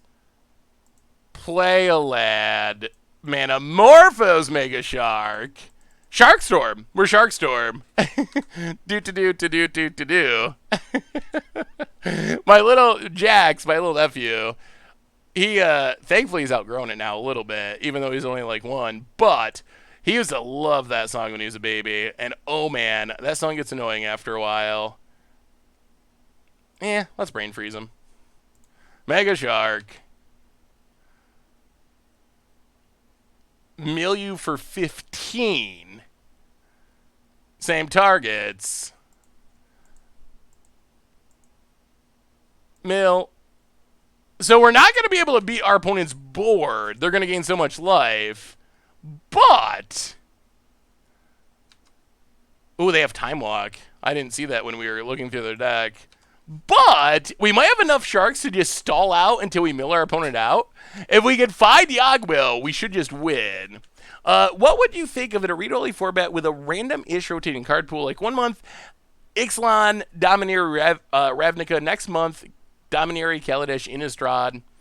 I think that could be fun. I would be down with that. I also think that Brawl should become historic.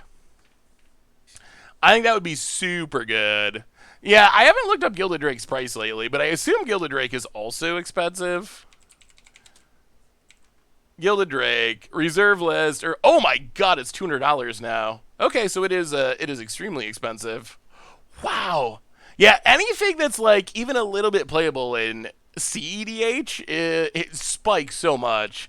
Like, it makes me sad. Like, Wheel of Fortune, that's the biggest one for me. The reserve list, it's gotta go. It's gotta go. Wheel of Fortune's over $200. And I've heard some people say, oh, well, you could play a replacement. There's not really a replacement. Like, when it comes right down to it, there's not an easy replacement for Wheel of Fortune. You can play 5-mana Wheel of Fortune. You can play, like, a creature Wheel of Fortune that has to sit on the battlefield and wait a couple turns to do anything. But that one definitely drives me a smidge insane. 5, 6. 5, 6, 7, 8, 9, 10. Ugh. All right, so I think we can tips. We got to convince Wizards to do it somehow. And Chefris, level 1000 lurker, thank you so much. Welcome to the Fishbowl. Definitely appreciate it. Welcome you both to the Fishbowl. Big super cheer for you. Thank you, thank you, thank you. All right, so I think we. Uh-oh. Please don't be lagging. All right, 5, 6, 7, 8, 9, 10. Kill Frost Titan. Chump. Worm Coil.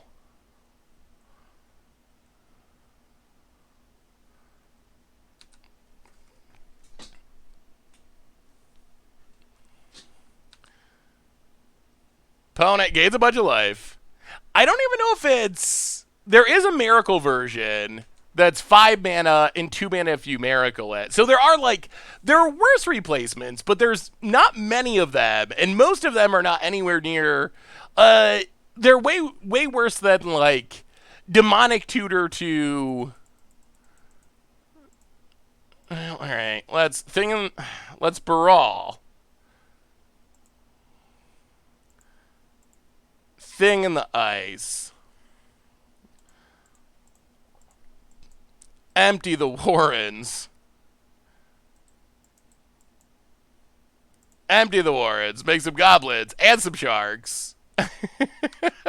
I mean, Sharkstorm. 6 goblins. That gives us a bunch of chump blockers for this Worm Coil. Lava Claw reaches. Go. And eventually we'll hit the Yagwil, and the Yagwil will win this game. The abolishment of the reserve list would result in multiple antitrust suits. Wizards doesn't want to deal with it. I'm actually not sure that it would. Like, I'm actually not. I've heard mixed things. Some people think that there is potential of someone suing, and then other people seem to think that that's not. There's no real legal basis for that, and that idea is overblown. I'm not a lawyer. I've heard lawyers say both things. So I'm not an expert on that, for sure. But I think it's I think it'll happen eventually. I really do. I think eventually the amount of money that Wizards can make is going to make them want to figure out a way to do it. At least that's my guess. Sooner or later. Well, jump the Worm Coil. Opponent up to 46. We're not going to kill him with damage, I don't think. But we might be able to stall out until they mill themselves very slowly. Well, Signet, make a shark. Da-da-da-da-da-da-da. Reserveless Masters would be awesome. Yeah, this is still game 1. It's turned into the long and grindy game. After the turn 2 Teferi. Who would have thought that after our opponent played turn 2 Teferi, this would end up being such a long game? Yeah, we've already used our ancestral. I think we've cast it and also flashed it back, so that's gone forever. But we can brain freeze them to death if we can find if we can get to our Yagwil. They need to ban reserve list cards of Commander and release new versions of cards in a Master set. I mean, that would be an easy way. So really, when it comes down to it, with a reserve listed Commander, it's like primarily. I wonder. Let me see if I pull this list up. The list of cards that actually are really important. Oh, come on, fail to find. Is actually not that. Is actually not that long. Like, yes, it's annoying that. It's annoying that. Random $1 homelands rare that maybe you want to play in a casual deck is on the reserve list, that it's shot up to like $4. But the cards that are actually like super important to Commander or other formats, the list isn't very long, but they could get around that with some tricky reprinting, functional reprints in different ways and so forth. I think at least. We have a new donation, our first donation of the night from. All right, let's pass the turn. Put us down to 3 cards. Like this will happen eventually, and we will draw our stuff eventually. From yeah, opponent gets mana vaulted. Lizards of the Coast, $5 donation. Seth, Uro is right behind you. Run. Uro, I wonder if there's any chance Uro gets bad. I don't think it's impossible. We'll look at the reserve list in a minute. We gotta finish this incredibly long game. Opponent gets in with Wormcoil. I'm kind of surprised our opponent hasn't scooped. I don't know if that means they. I don't know. I don't know if that means they have a way to win or if they're just waiting. Well, all right. Pass the turn. Opponent's down to 2 cards. The Sharks are holding up. Hardcasting Shark Typhoon ended up being a great decision. Yeah, you only play three rounds total, win or lose. Wizards might have some market-based compensation for holders of reserve list cards that account for the value lost during the promise. I mean, when it comes down to it, remember, Wizards values cards based on their rarity and not based on the secondary market. At least that is their official stance. So I don't know how the exact price breaks down. I'd have to do the math, but like commons are 20 cents, probably less than that, 10 cents, and that's $1 every pack. Uncommons are like whatever, 33 cents. That's $2. Then your rare's like $2, and that adds up to $4. Ooh,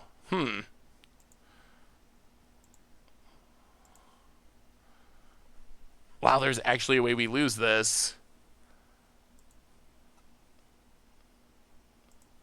Remand.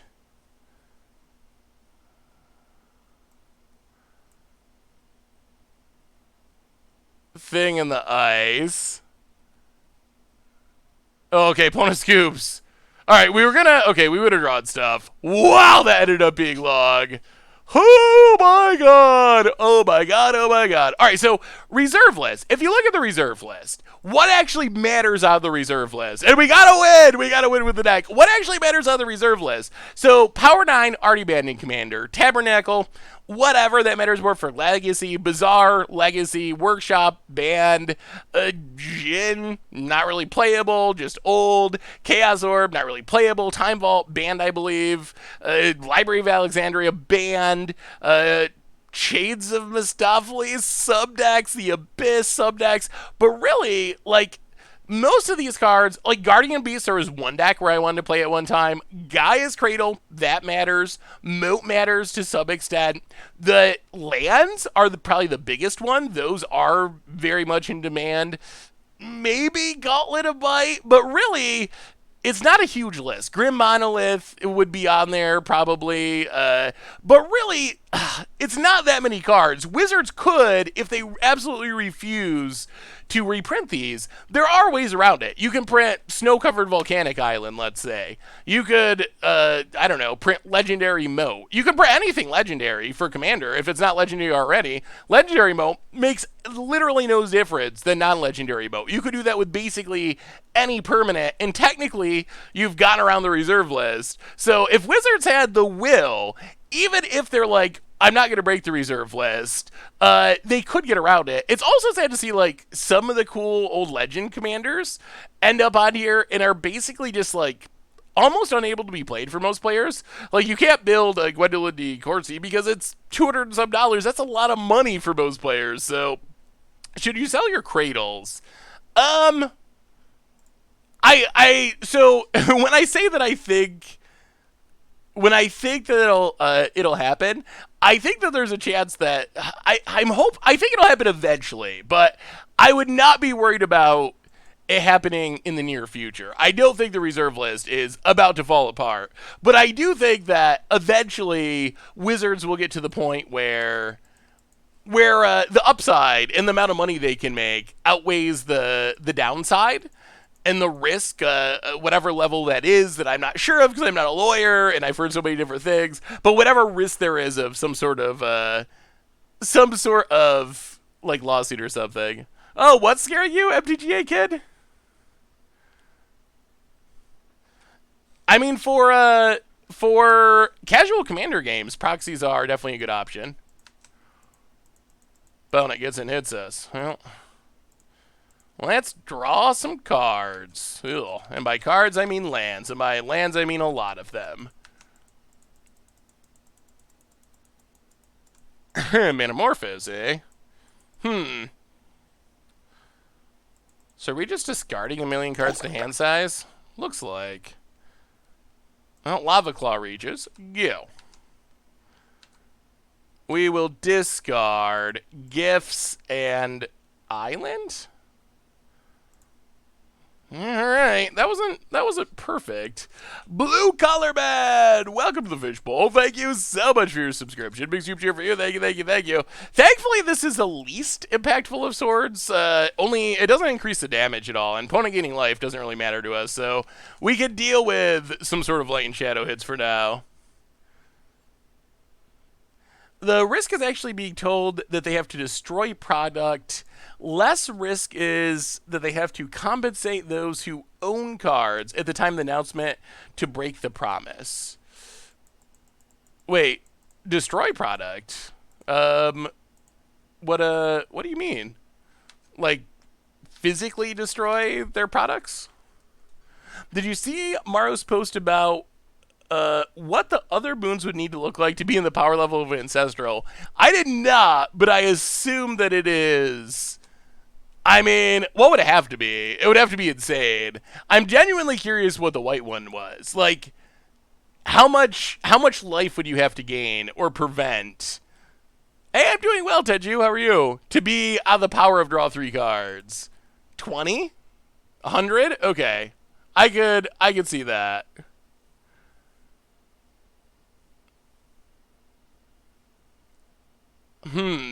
What about Lightning Bolt? Did Lightning Bolt stay at 3 damage? Lightning Bolt would be the other interesting one. 100 life for 1 mana. That is actually probably not that far off, honestly. I could see that. Well, let's Snapcaster. Keep drawing cards. Ancestral Part 2. Boy, Ancestral is really good. Wow. 5 to 7. Dark Ritual. Like, Dark Ritual, obviously, like, Dark Ritual and...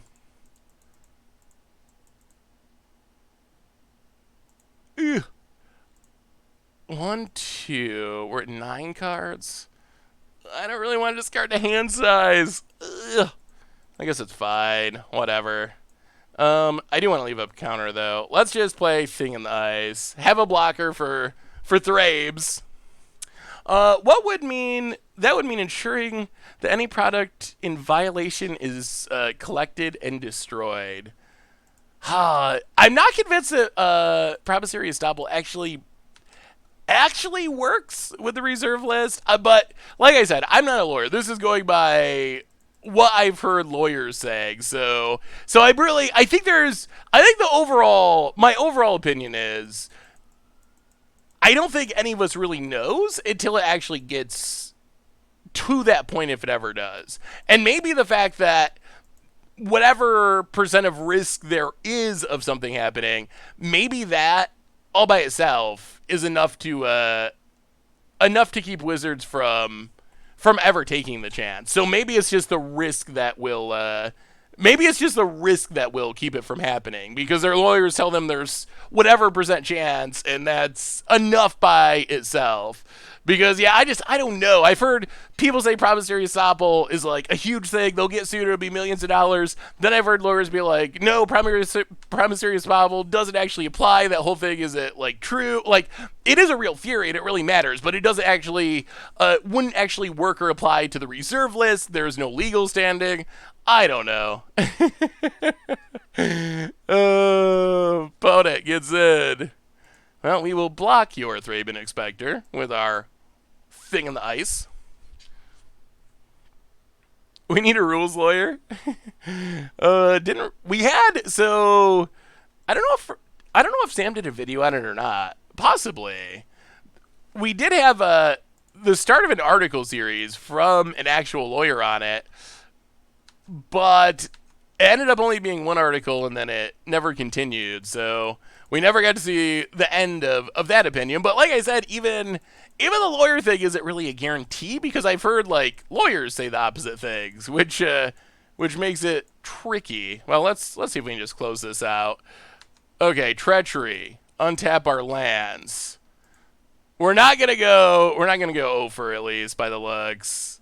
Go to combat, attack you, hit you.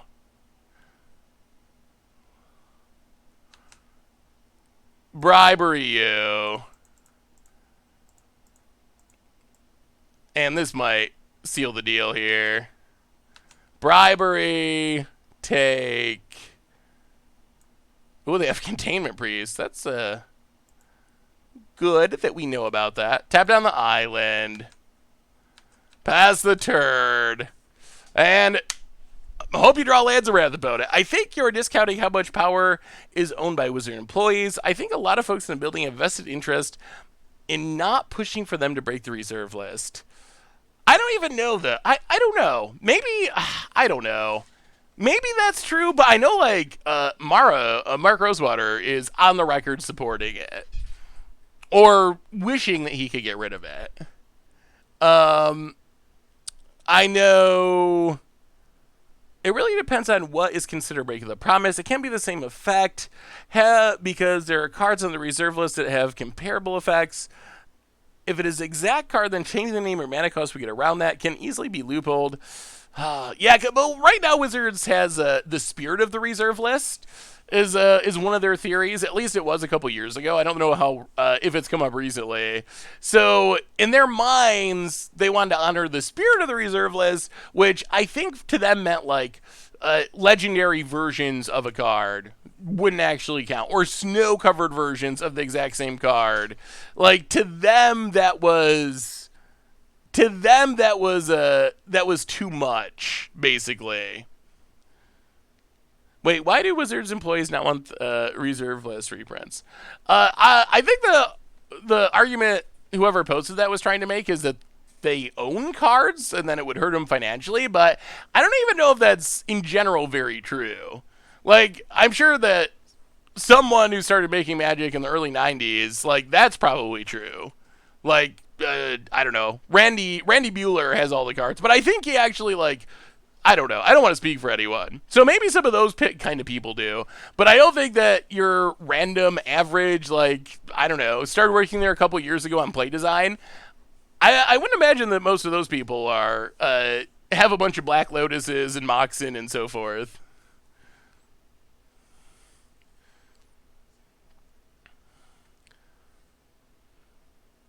They also like they also had like a foil loophole for a long time. Like Phyrexian Negator is on the reserve list. Um, there was also, I think the foil loophole was the main one, but Phyrexian Negator is most certainly a reserve list card. But Wizards put it in a dual deck because it was foil, and they had an exception for that, which is also how there are like some promo foil versions of reserve list cards, and this was as recently as like 2010 or something. Swally locks it on. Welcome to the Fishbowl. Thank you so much for your subscription. Big super cheer for you. Thank you, thank you, thank you. Oh man, is our opponent timing us out now? I wanted to do another draft opponent. I saw another good idea way looking at this. Wait, the set was called Unlimited. Why can't they just print more of it? Ooh, that's actually, I actually want them to just reprint sets. I wasn't thinking so much of like opponent disconnected. I wasn't thinking so much of like alpha sets, but I want them to reprint sets. All right, chat. So we're gonna do another draft. We'll check it out that game as our opponent maybe comes back. I think they're just 0-3 and they're done. So do you just want to do a normal draft, or was there a stipulation? At the beginning, we mentioned if we did a second draft, having a stipulation. We will not draft Storm. That's a fine stipulation. Dr. Love for the 9th month. Welcome to the Fishbowl. Thank you so much for your subscription. Big super cheer for you. Thank you, thank you, thank you. But I would love to see him just reprint like no stipulation. I don't know about letting the computer draft. That's not super fun. Stacks are all right. Stacks. Seems like people like the idea of stacks. Uh-oh.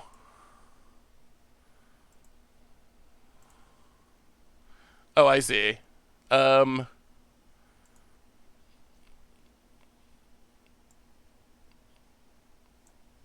right, here we go. On to draft number 2. All right, so no strict stipulation, but it seems like stacks is something people find interesting. No Storm, that'll be a stipulation. We will not draft a Storm deck, and if we get a chance, a stack style deck. Stacks is kind of like a prison style deck, more or less, kind of an artifact-y prison style deck. Storm stacks. We did that once. We did it once. Will-O-Wisp, welcome to the Fishbowl. No power. Oh no. If I see power, I'm taking it. There's no way we're not taking power if we get the chance. I don't like that stipulation. That's the sweetest part of a vintage cube is hoping to open power. Oh, opponent did come back. We might be double queuing here. I mean, this game is so close to over. And our draft is firing very slowly. We will try to stacks if we get the chance. I will. Preference towards stacks. Super Friends, all right. Preference, stacks or Super Friends? Lots of questions for that. But I would love to just see like Zendikar or Innistrad or whatever, Kamigawa, pick your set. But I would love to be able to just like buy a box of Innistrad, buy a box of whatever, and be able to open it again at a reasonable price. I think that would be amazing. Wait, am I in the wrong queue? Oh, yeah, this is not. Okay, yeah, we are in the wrong queue. We were in the single limb queue. All right, so we got to finish this match or drop. All right, we're gonna win this match in like 1 turn, or 2 turns. Our opponent's going to time out one way or another. So let's just finish this. Then we'll jump into another draft real quick. Opponent, cast a Batterskull. Oh, the Landfall dream. I mean, I like Landfall. I don't mind Landfall coming back. I would be super fine with that. My concern would be Growth Spiral. I would not like to see Growth Spiral return. Well, get in. Tap down the germ. Hit you for a bunch. Opponent takes it. down to 12. We get the sword. We get the sword. Oh no, our opponent gets the sword trigger. Oh, that's awkward. All right, opponent gets the sword trigger. Sure. So opponent gets back a little bit of life. Why is Thunder Spirit on the reserve list? There's not a whole lot of rhyme or reason to some of the reserve list choices, in all honesty. There really isn't. It's just, it's not really based on power level. It's just kind of if they're rares, a certain percentage of rares were put on the reserve list. Discard. Play a land, pass the turn. I mean, this is so over. Boat it. Even if they have a Wrath, I don't think they can beat us. We can just go on the Storm plan. Okay. Demir Signet. And oh, I might actually have the Wrath. Alright, Day of Judgment blows up the board. Well, I think we want our creatures.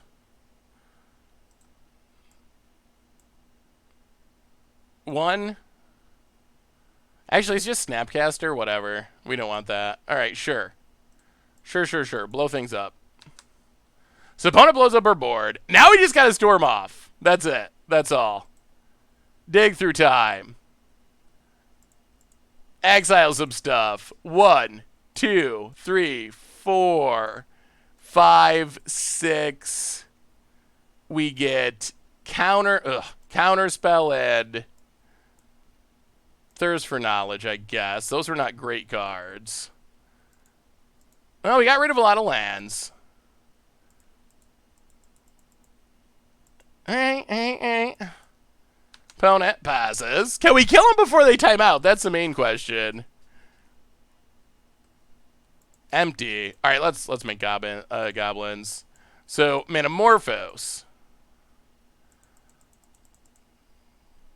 We draw land. We play a land.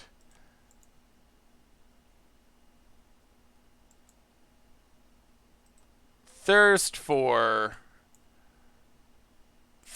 knowledge. Ooh, Yagwil.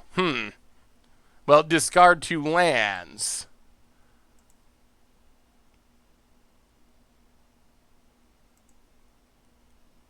Empty the warrants. 6 goblins. Pass the turn. Leave up the counter. Yagwil is good for next turn. Would you buy a set like that, chat? Like, if you, yeah, Daughter of Autumn is pretty bad. Would you buy a reprint set if it existed? How about a reprint set in Standard? Like, Innistrad in Standard or something like that. That could be interesting. I don't know if Wizards would go for that or not. I would like it. I think that could be fun. Bring back some classic stats from the past and actually put them in the format. Well, let's counterspell.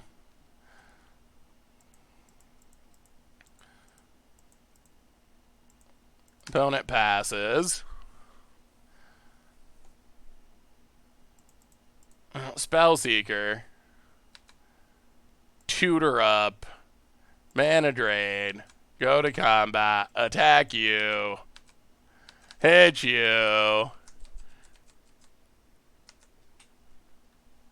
Down to 8. Pass the turn. Oh, we were fighting so long and hard to get this one win. Bout it. Tapping manas. Flicker Wisp. We'll mana drain it.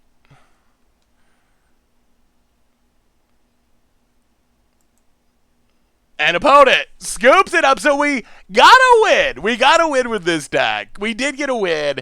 Mostly disappointed because I thought we could have got even more than a win, but let's jump into it. Let's jump into one more. Let's jump right back into another one. The drafting continues. Stacks, Planeswalkers, no Storm. We get right into it. What do we have? Pack 1, pick 1. Anything for Stacks, anything for Super Friends, nothing for Storm. You want to be mono red burn? We got the Sulfuric Vortex. That is one of the best bird cards. You just want to take Nikki B, go Super Friends. Nicole Bolas is fun. It is a sweet Super Friends Planeswalker. Like, if you want to try to be Super Friends, Nicol Bolas is about as good as it gets. Plow Under is sweet for like a mono green style deck, land destruction. Eternal Witness is pretty sweet too.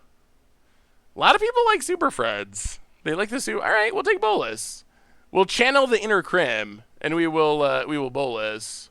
Oh, Daddy, Grizzle Daddy. Oh, oh boy. Cheating Grizzlebrand into play is like the sweetest thing you could do.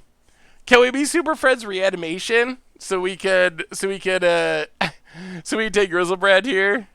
He's a Super Friend, right? He counts. I mean, one of my rules of Cube is if I get Grizzlebrand early, I take it and I try to figure out how to put it in play. That's also a rule for Emrakul. Those two cards in specific. That's just one of my rules for them. So if we're playing Super Friends and Nicol Bolas we are going to have to pick lands really highly. That is going to be a big part of this. So Pack Rat, it's an okay discard outlet. Dynamo, we could just cast our Grizzlebrand, and it helps potentially with Planeswalkers. People like the idea of Pack Rat. Pack Rat's only okay in my opinion, but I'm not opposed to it. Impulse is good. Thran Dynamo is good. You really want Pack Rat? I feel like Pack Rat's just slow in this format, but we can take it. Actually, we're going to take Dynamo. I think Dynamo's better for what we're trying to do. Ooh, boy. Mindslaver? Is Mindslaver Staxy enough? Does that count?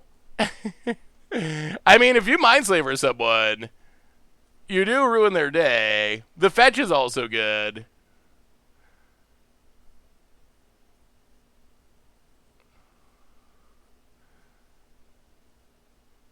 Mindslaver might come back. Okay, we'll take... I mean, we are going to need good mana to play these colors of cards. Not taking Tendrils, we promise, no Storm. We haven't seen any more Planeswalkers. Not a single one. We haven't really seen any Reanimation either. We could just take random dual lands.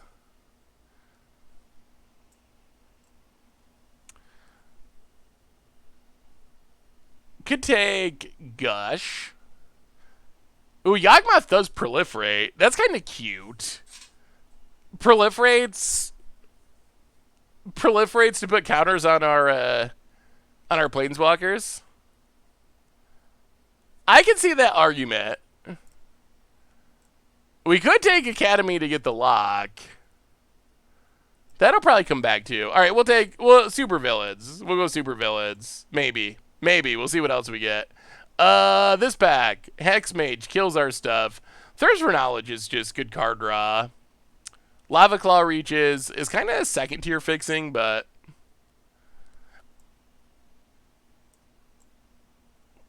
Kaya's like low tier friend. A Braid is good for removal. The land is also good. Kaya was a villain in the Conspiracy set. Wasn't Kaya a hero in one of the more recent sets? I think we'll just take Thirst. Hard to go too wrong with drawing cards. When in doubt, draw cards. And this pack doesn't offer a whole lot. Demonic Petition, maybe? Just to find a friend, or like a Grizzlebrand or something? Moat does protect against creatures. It's also like super white. If we take Moat, we're gonna have to just like spend a pack picking lands, I think. I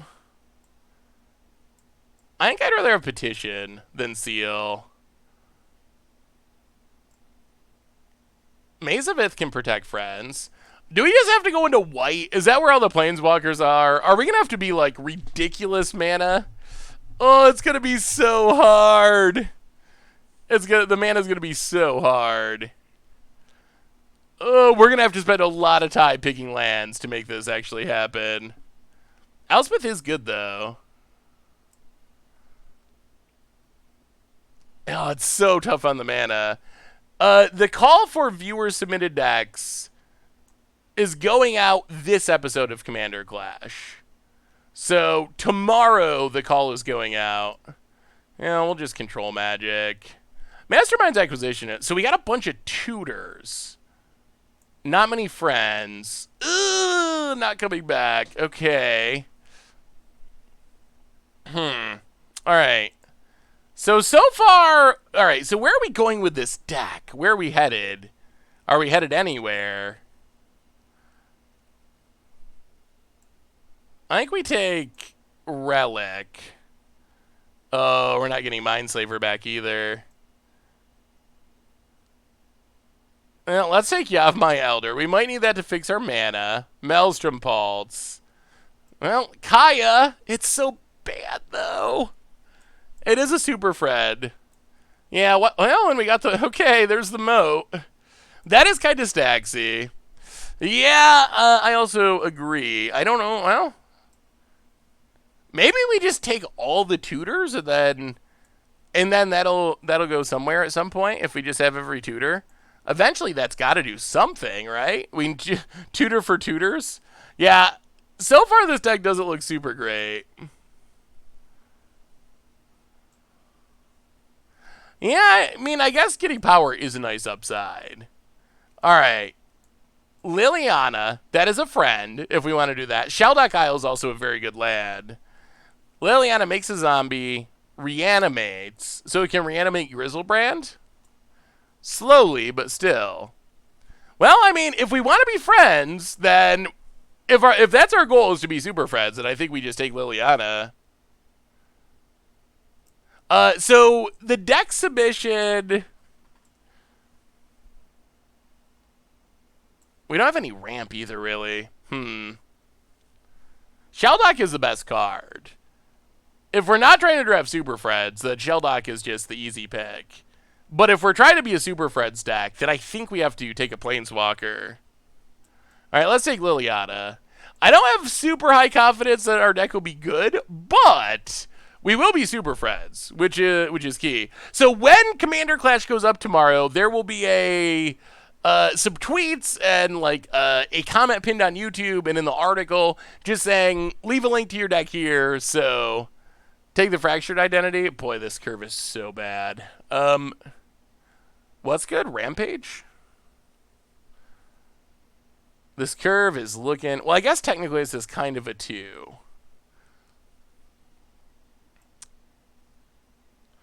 Oh, we're going to have to start drafting lands at some point. Ooh, Deseret's kind of a land. Or kind of a Fred. There's not a land we could really take.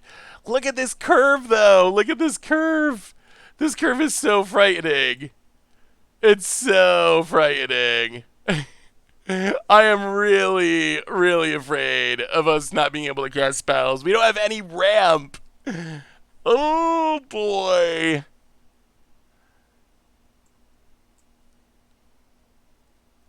We have so many 5-drops. Now let's take Vampiric Tutor. Hard to pass up all the tutors. No friends, no mana fixing. Well, I guess Ashiok is a friend. All right, we'll take it. We're super friends, so we gotta take the Planeswalker. That was a restriction. We might have to just take Everflowing Chalice. We have 0 ramp and so many 5-drops. We need fixing. We need fixing and ramp most of all. Leovold would be sweet. Then we're on full-on 5-color though, and we have a single dual land. We have to take any... Alright, we gotta take the land, I think.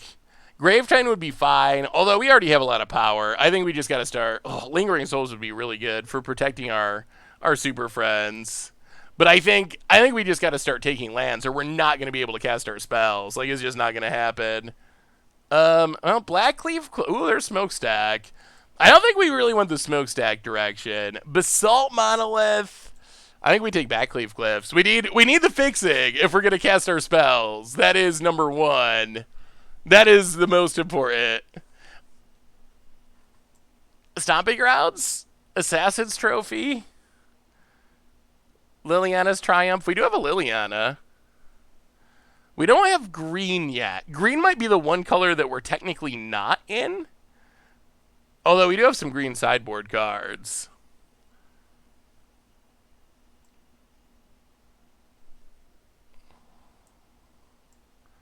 Let's take the removal spell. This hand, Angra's Rampage is fine. That's a removal spell, and it's in our colors. This is nothing. Oh, please don't Blood Munas. We'll take Expansion Explosion. Who knows? Well, our friend returned. We promised we wouldn't storm. We'll take Tezzeret. We only have 3 dual lands. Oh, boy. My confidence in us winning games with this deck is pretty low. I don't think we'd play Magus of the Moon in this deck. We're already going to struggle to cast our spells. And we're already pretty slow. Really slow. We have some Planeswalkers that are powerful. Alright, so what do we need in pack 3? We'll keep taking Planeswalkers. We have all the tutors in the world. Tasigur could be okay. That's something that Tasigur friend. Tasigur's kind of a friend. Alright. So we'll take good Planeswalkers if we find them. We'll take Entomb for Griselbrand if we find it. Mana fixing, Wrath or interaction for our opponent stuff. The one thing we got going for it is we have a ton of tutors. That's the one thing we have going for the deck. Black Lotus would be great. Just be able to jank our opponent out with like a turn 2 Planeswalker or something. Moxen would be great. Anything along those lines would be helpful. But removal and fixing, well, Jace, okay. I mean, Jace kind of counts as fixing. It draws us cards. We can't be super friends or super villains and not take Jace. There is an Underground Sea, but can we really pass up the first or second best Planeswalker in the history of Magic if we're trying to be super friends? Underground Sea is very good. It really is. But it's Jace!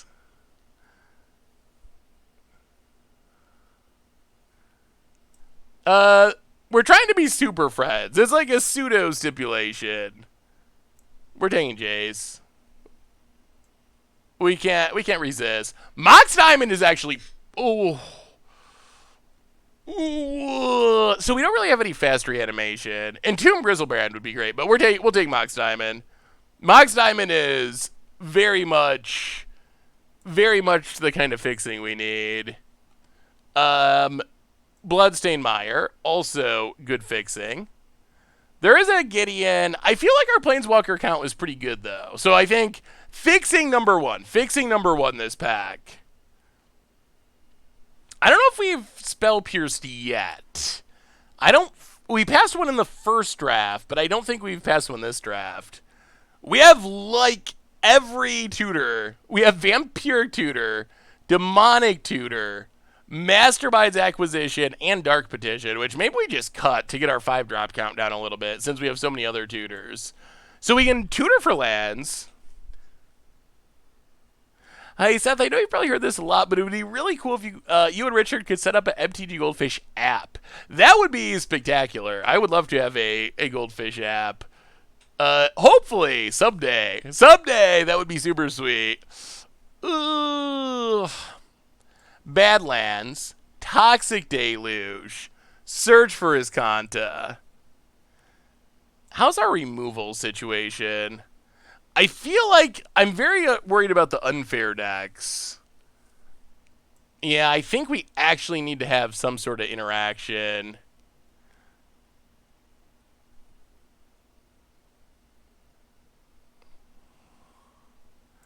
Iskanta's also super sweet. Ugh. I'm going to take Iskanta to find our friends. Ooh, Damnation. Alright. So, alright, let's look at our removal. Liliana's Triumph, Angra's Rampage, Shriekmaw, Kaya sort of, Jace sort of, Nikobo. I guess really our Planeswalkers are kind of our removal to some extent. Alright, Darkswing Shores.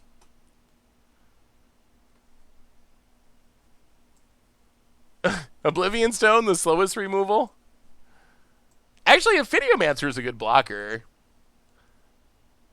That actually protects our Planeswalkers pretty well. I'm hoping that we get some mass removal back. I don't know if we ramp enough for Ulamog. Yagwil, again.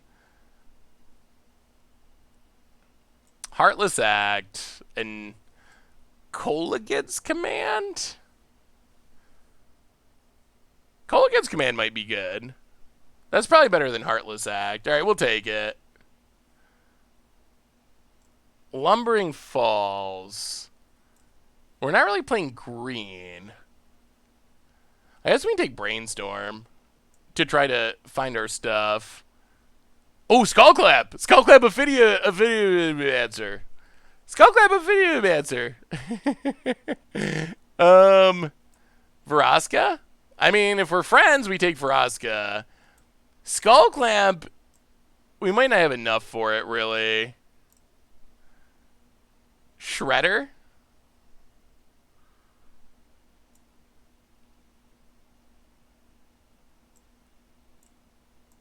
Alright, we'll take Shredder. Jace 3?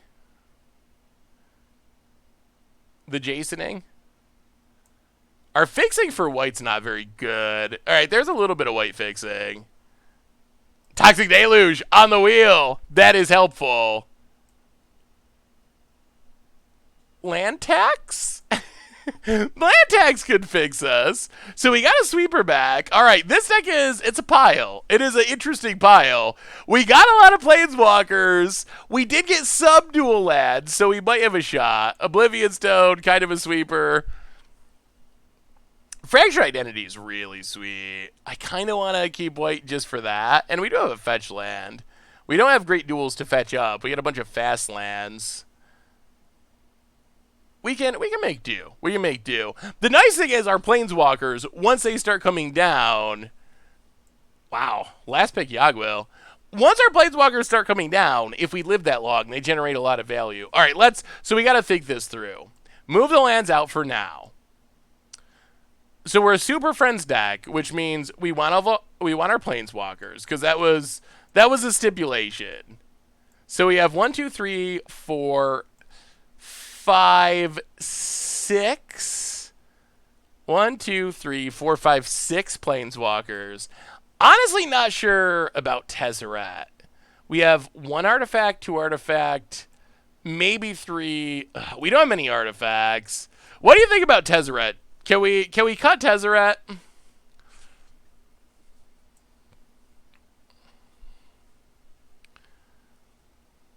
It might be... Could probably cut white. We could. But then we lose Kaya. And then we're down to 5 Planeswalkers. Yeah, sadly, we probably will cut Grizzlebrand. Cut the Grizzlebrand. Cut the Tezzeret. Cut the land tax. Although land tax, if it goes off, is pretty powerful with Jace. I mean, Fractured Identity is insane. That is true. And now we have Tutor. Tutor. We don't have to play Relic in the main deck. Tutor, Tutor. Tutor. So we can snag some of this stuff from the sideboard as well.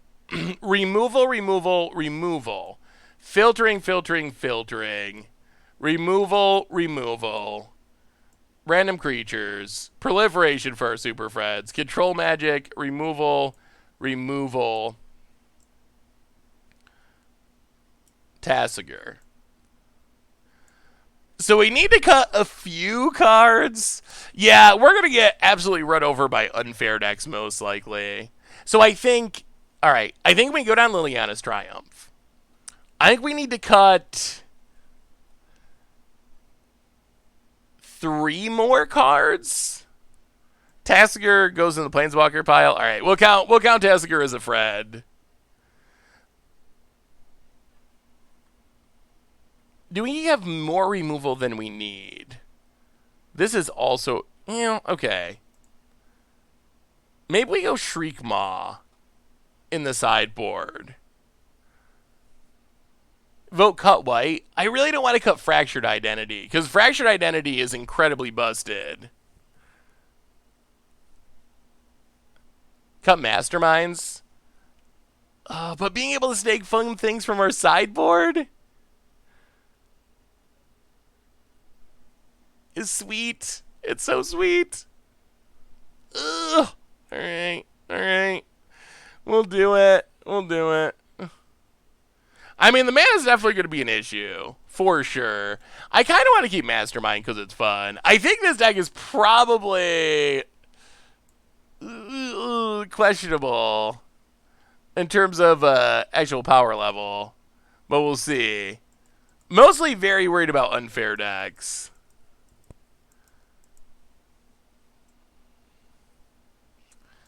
Yeah, Kaya's kind of medium.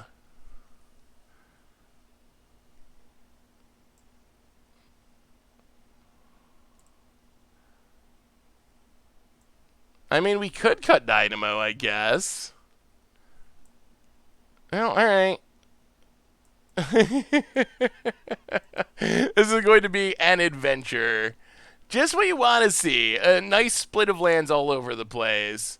One of these. So, is there any chance we cast spells? For black mana, we have 1, 2, 3, 4, 5, 6, 7, 8, 9, 10. That's good. For blue, we have 1, 2, 3, 4, 5, 6, 7. That's not bad. For white, we only have 2 spells. We have 1, 2, 3 sources. For red, we only have 3 spells. We have 1, 2, 3, 4 sources. That actually seems fine. Should cut Flooded Strand? Yawgmoth is actually pretty questionable because we don't have creatures to sacrifice. That would be the reason to get rid of Yawgmoth. Like, without being able to sack creatures, it doesn't do much. Although discard to proliferate is sweet with our planeswalkers. Oh, we have a planes that it can fetch. All right, here we go. Super Friends. Yes, I agree. I would rank this deck as far as actual, like, how competitive it'll be in Vintage Draft. I would say that it is maybe 3 or 4 out of 10. I think it's possible it could win a game or two, or a match or two if it gets lucky. But we're not really good at stopping unfair decks. We got pretty sketchy mana. If nothing goes wrong, so this is the deck that if we were playing like Legacy Cube or Modern Cube, I would think this deck was really good. But I'm a little skeptical of how it'll work in Vintage Cube, but we're going to find out. Maybe it'll be busted. This hand's actually pretty good. We have Mox Diamond, so our mana is going to be semi-functional. We can Vampiric Tutor for something if we need to, like a Planeswalker. Hopefully our opponent's not playing an unfair deck. We'll play a land, Mox Diamond. Discard a land. Everflowing Chalice with Multi-Kicker. And, alright. We have emptied our hand on turn 1. Chalice. Do you not like my pronunciation of Chalice? Isn't Chalice an easy one? I recently watched your video at Standard Bat vs. Modern. Judd, super cool because I remember Judd and Modern being crazy for its time. Cool to see its strength and Standard at the moment. You should do more cool videos from the past versus present. Hey, thank you, Evertrend. Yeah, more of those is a good idea. I think we will try to do more of those in the future. Boat it. Takes our vamp and passes.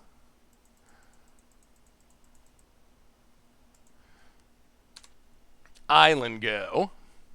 We need a Planeswalker! Found it. Eyelid. Night's Whisper. Alright, opponent gets to start drawing cards.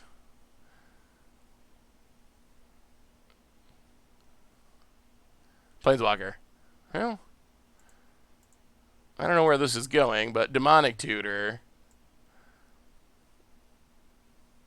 For...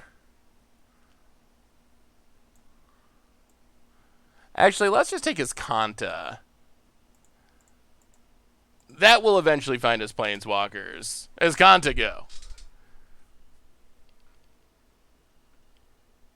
Yeah, our hand is completely reliant on our opponent playing good things. Opponent passes. His contest filtering is good though, and eventually it'll flip into a way that we essentially just like almost tutor for planeswalkers. Mill the land. Play a land.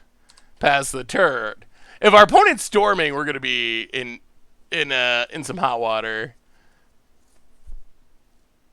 Put it. So our mana's kind of worked out surprisingly well. The Mox allowing us to potentially cast things. Boda passes. I liked when Standard was banned versus Modern Jund menu, but I admit that Krim probably wasn't the best pilot for Jund in that matchup. It was actually Richard that played Jund in the Go Magic. Ooh, well, I mean, if you got it, you got it. Counter away. At least if they counter, that's a card towards flipping his Kanta. Jace? Oh my goodness. Well, don't counter with Spell Pierce. Come on now. I'll pass the turn. I was at least hoping we get a real counter out of their hand. How was the first deck? First deck, we ended up 1 and 2, but I think that they are Storm. Oh, we're so dead. All right, well, I think the deck was better than its record. We got nut drawn a few times. I'll flip it around.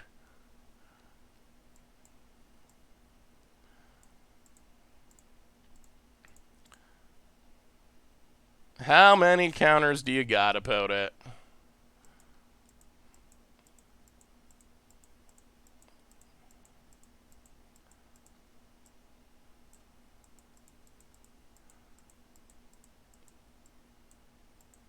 Yeah, the answer is more than 1 by the looks. Oh, okay. That worked. Well, Baral out of the way. That's good.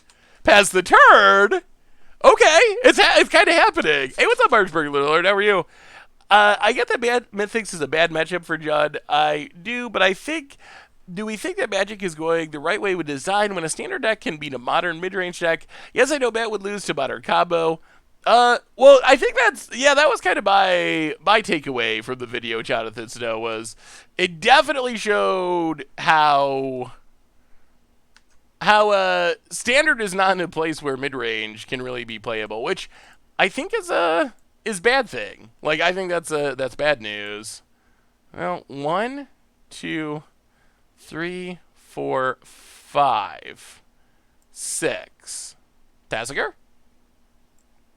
Friend Tassiger. You know what, Brawl? What is our opponent's deck? I'm expecting that they're Storm, but pass the turn.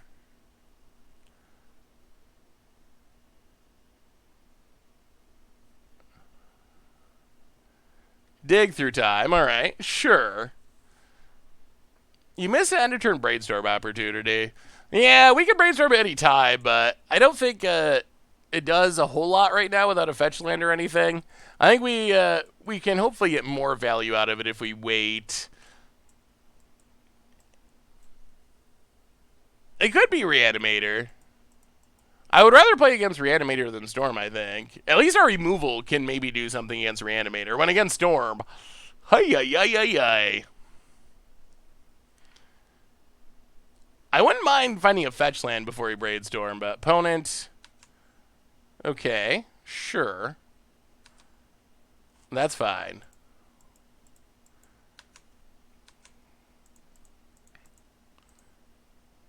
Well, 1... Yeah, let's just Iskanta. 1, 2, 3. Dig with Iskanta. Take...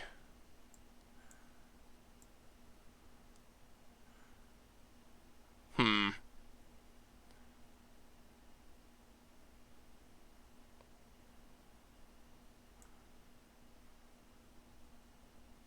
One, two, three.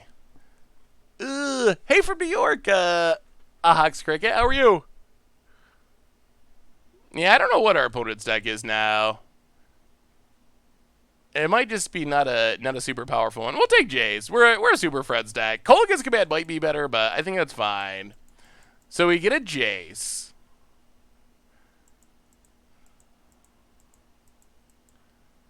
Alright, opponent has even more removal.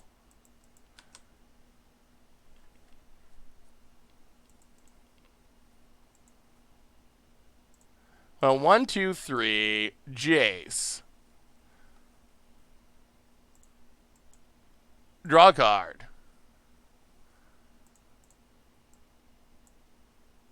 Brainstorm.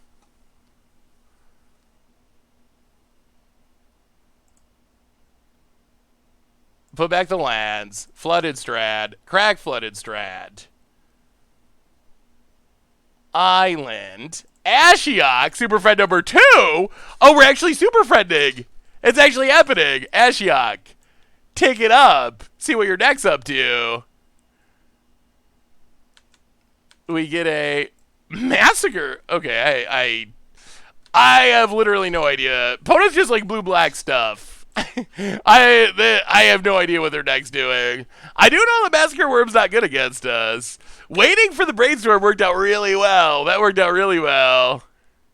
This was a sort of a stipulation draft. People wanted Super Fred, so no Storm. Try to draft Super Freds, and then we opened in Nicole Bolas pack 1, pick 1, and we just went full on Super Freds from there. 4 colors Super Freds. I think our deck is kind of sloppy, or not sloppy, but it's not good at defending ourselves against unfair decks at all. But okay, yeah, down to 18. You're getting us, opponent. You're getting us. Opponent passes. Well, we will Ashiok you.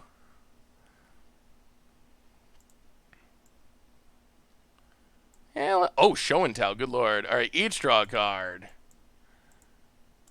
Play a land.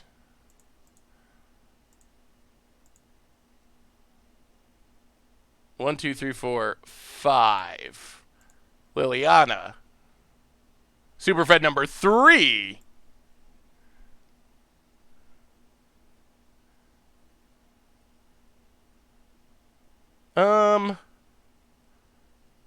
Yeah, take it up for a zombie. Pass the turd. I can't make fun of Bone Shredder too much because we have wood too. It's in the sideboard, but we do have wood. Mana Vault. All right, his opponent's got mana for days. Hopefully this is not leading to an Eldrazi.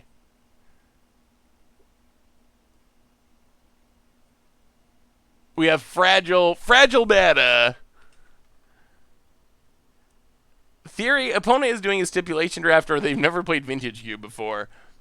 Either of those seem possible. Uh-oh. Uh-oh, it's a lot of mana. Oh. Okay, I feel decent about that, thanks to Fractured Identity. Opponent. Oh, man. Oh, this turn's going to be insane. Oh, this turn's going to be... Unless our opponent has, like, Force of Will, this turn's going to be spectacular. We will grab a Mountain. Oh, watch this. Check this out, chat. All right, so we untap. Step 1, we draw a card, because we got a Jace. Step 2, Ashiok -6 for Massacre Worm.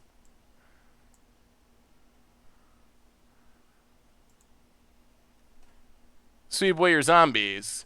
Step 3, also damage you some.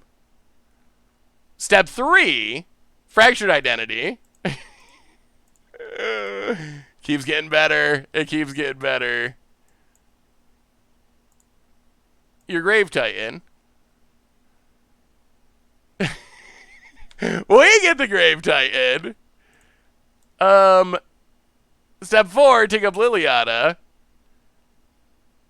Play a land, go to combat, hit ya, and I think it's working. I think Super Friends are working.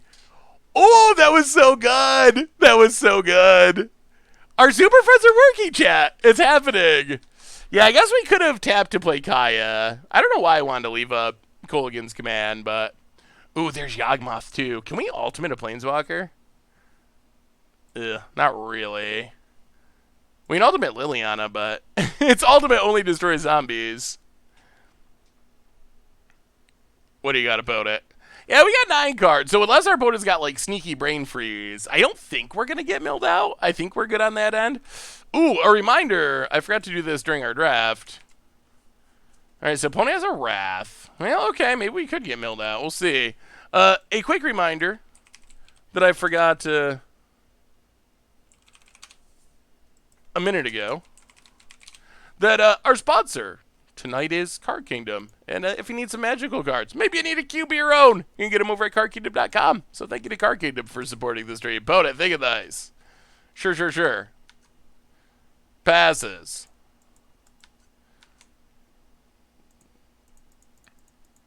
Now we will, let's see, draw a card.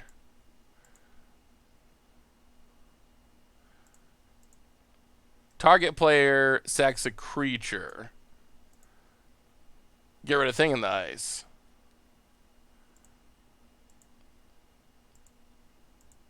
Kaya. Get rid of Mana Vault. Ashiok. Exile some cards. And yeah, I guess we're gonna have to chill out on this Liliana so we don't mill ourselves. Pass the turn. Oh no, your roommate has COVID? That's not good, Sire. Ugh. Yeah, I guess maybe we should have just reanimated. I kind of like having Wrath as a possibility.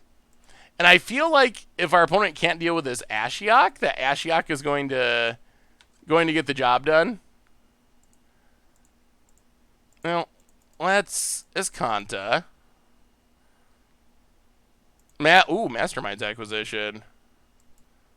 Oh, it works! Oh, this is going to be... this is also sweet. Okay. So, Mastermind's Acquisition from our sideboard.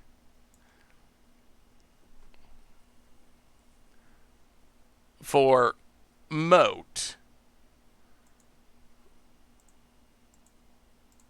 Play Moat.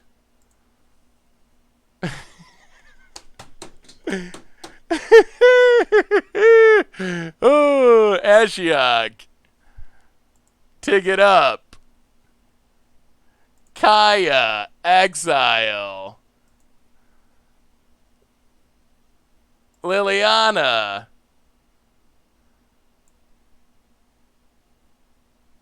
Yawgmoth. Jace. We'll just pass. Pass the turn. We got the boat! It's working! It kind of is.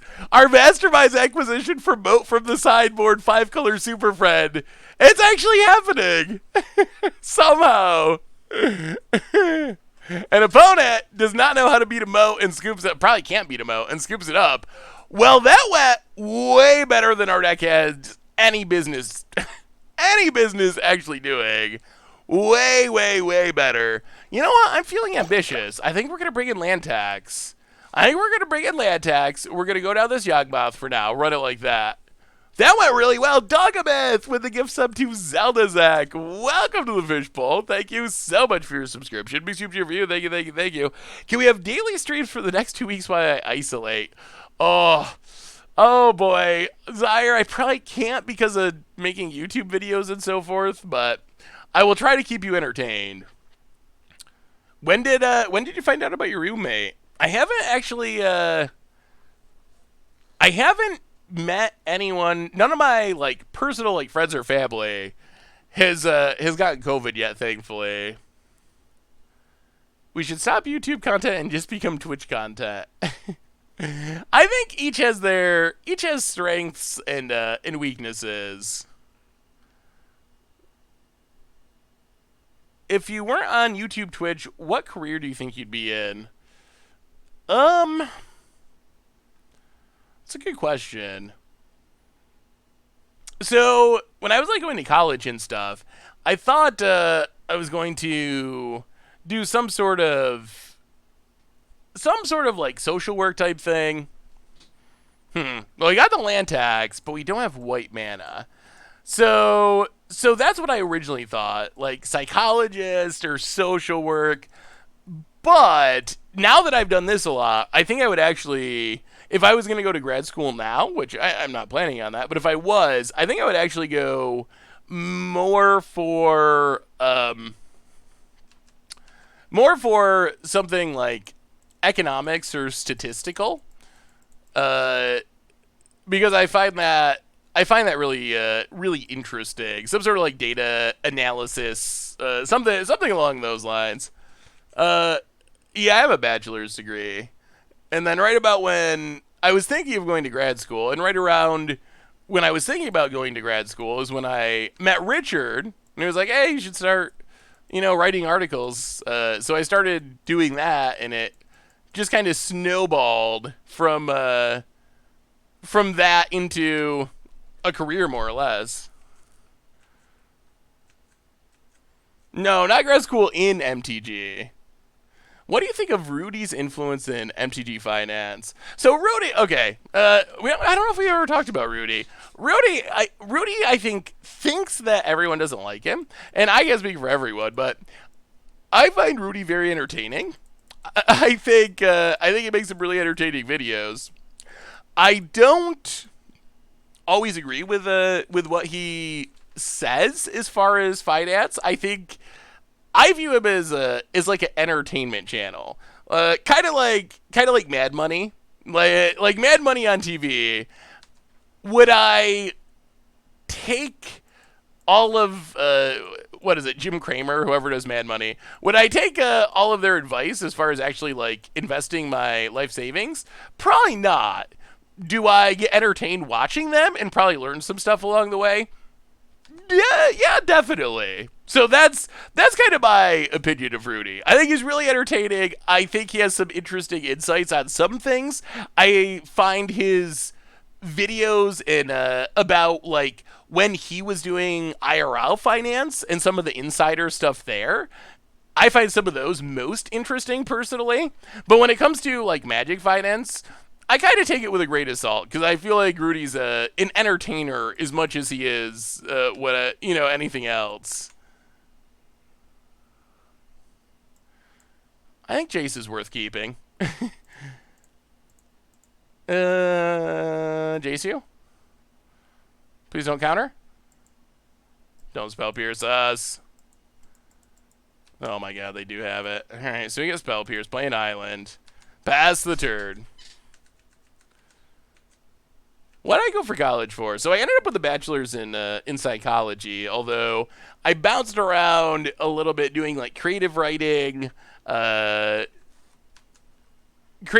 some points, and counseling at some points. I kind of like bounced around a little bit, but ended up with psychology. I don't think we need that.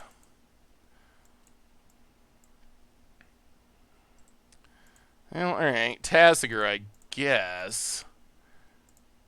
This Bitter Blossom might be an issue. We cannot easily defeat this Bitter Blossom. Blackleaf Glyphs. And now we're seeing our mana issues.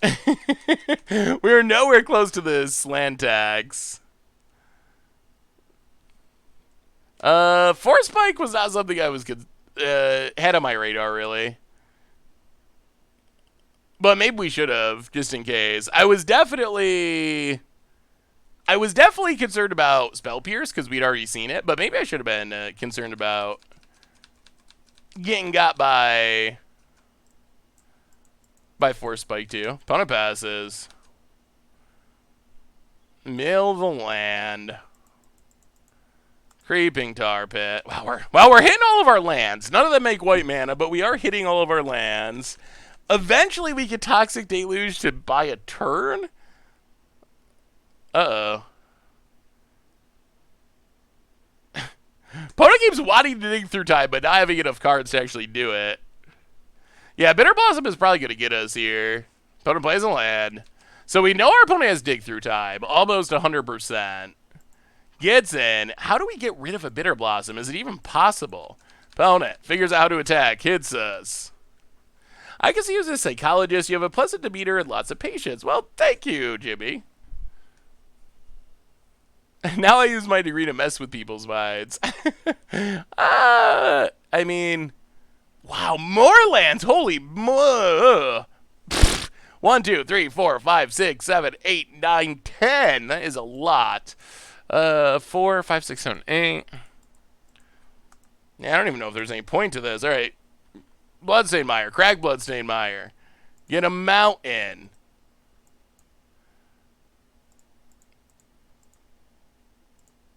Cast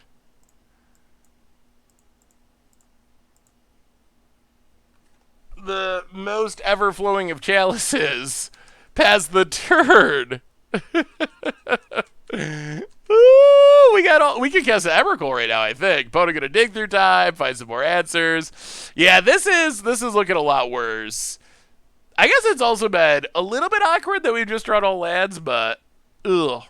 MTG Finance started me down the path of economics. I recently graduated. Very glad it's what I do. Yeah, I think that's one of the cool things about Magic is I think it really does prepare you for certain real world careers outside of Magic careers. The way you think, you mentioned finance is another one, but I think a lot of Magic skills definitely transfer over to like the business world. About it. Getting in, hitting us.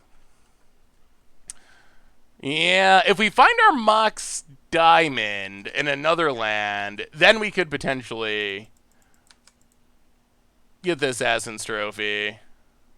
Wow, another one. Mill it. Brainstorm. Well, we're going to have to do this because we got nothing else going on. Still no white mana. Put back Kaya. Put back Rampage. Thirst for Knowledge.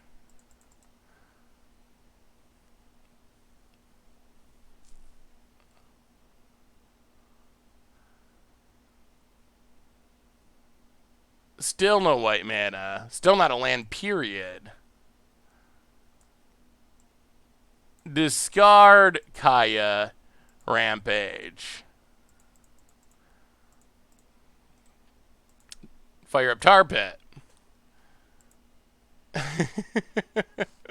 Go to combat attack.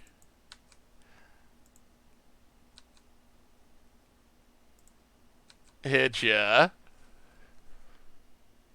Wow, what a weird game.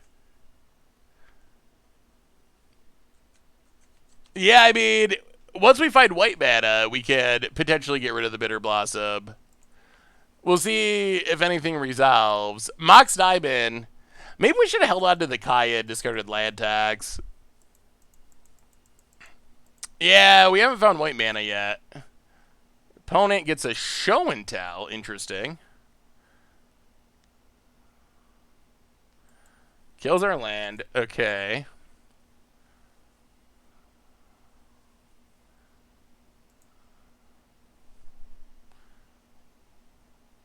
Huh? Alright. Well, sure.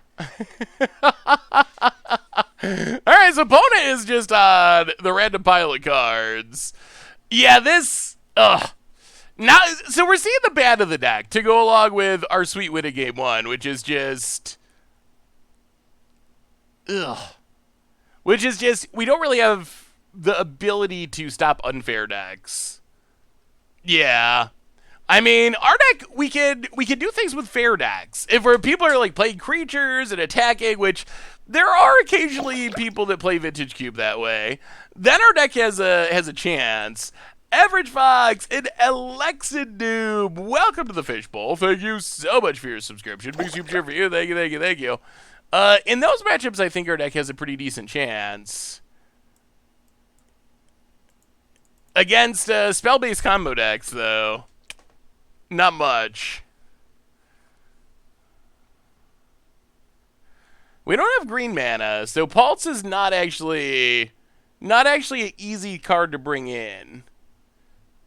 We have exactly Mox Diamond. We also drew like 11 lands or something on the top of our deck, so it was also a little weird that we drew 2 of 2 white cards. I guess 3 of 3 white cards. and a ton of lands and just nothing else that entire game. Well, alright. I guess this is fine-ish. Tarp it. Go. Yeah, this is a kind of a stipulation draft Planeswalker draft. Opponent has duress. Yeah, the concerning part is I don't think our opponent's deck is very good. And well, we got white mana this game. I don't think our opponent's deck is very good, but still not very confident that we're gonna win. Put it. Another swamp. Oh, sweet mother. Alright, him. Well, swamp go. It's like our opponents played 3 different decks. In game 1, they were an artifact ramp deck. In game 2, they were like a weird storm. Wow! What is going on? In game 2, they were like a storm deck, and now our opponents apparently 8 rack? Okay.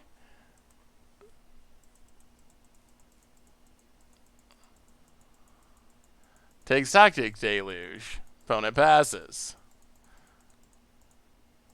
I'll play a land. Kick him Chalice.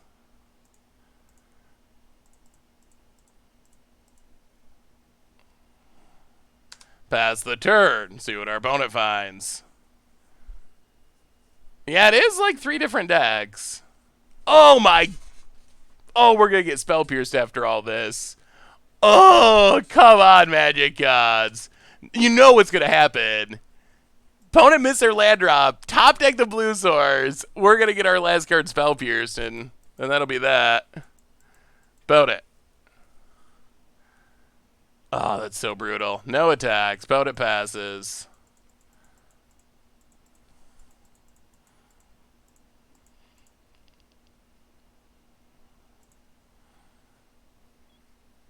Oh, Kaya does nothing.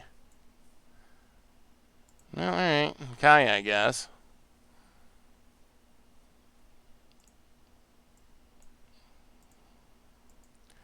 Well, we keep our opponent off dig through time. Is Kaya better than a counter Lily? Maybe. Not much. It just doesn't do anything. Potent. Mana Vault. Rituals. It hits us.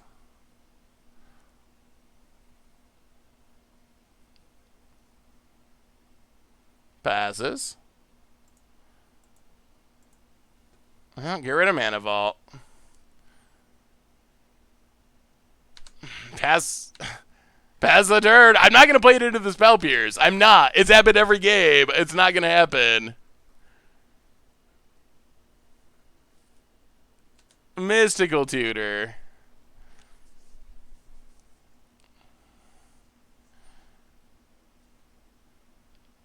So if our opponent show and tells like an Emrakul, is it just game? Hero's Downfall, okay. I mean, killing the vault was good. Opponent draws a land.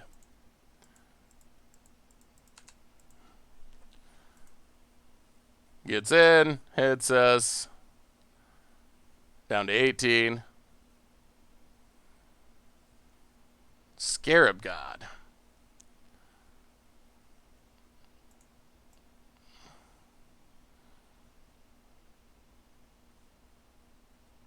Well, red, black, whatever. Colligan's Command. Discard. Kill Freebooter.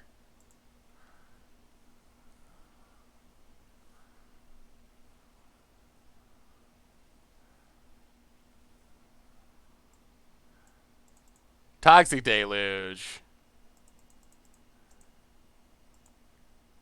Kill Scarab God. Oh boy. Alright, well we got out from under the Scarab God. Exile, exile. I don't think Lillian to that board state's very good, especially with a hero's downfall that our opponent mystical tutored for. So we know it's gonna die.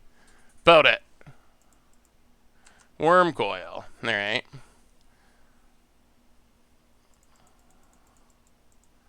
Ooh, that could be good eventually. Well, exile, exile. Yeah, our mana has been not great. Well, we get down Liliana.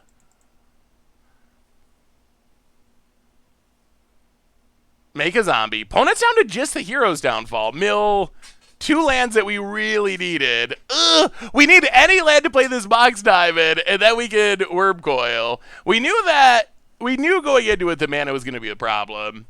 Even though we do have like a decent number of dual lands. Hero's downfall. Okay, gonna take down the zombie. And then Liliana. Can we draw a land? Last game we drew all of them. This game, kind of the opposite problem. Alright, there's a land. I'll play Mox Diamond. Discard a land. Control Magic Worm Coil. That's what we were hoping for. Yoink. Can pay for a Spell Pierce. So we hit our blue mana. Keep the graveyard empty for dig through time. Pass the turn. Opponent's got 9 cards in exile. That's a pretty good Kaya activation. Vote it. Swamp. Passes. Oh man, maybe we're going to win this. Tassiger. Well, Tassiger. 1, 2, 3, 4, 5. Run it out.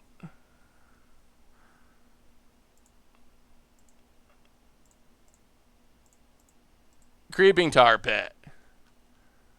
Go to combat. Hit ya.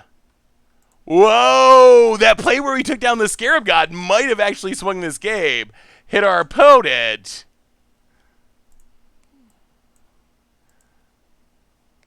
Nine down to 6. We go to 30.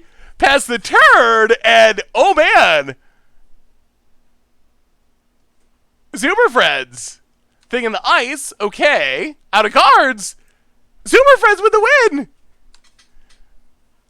Pota passes.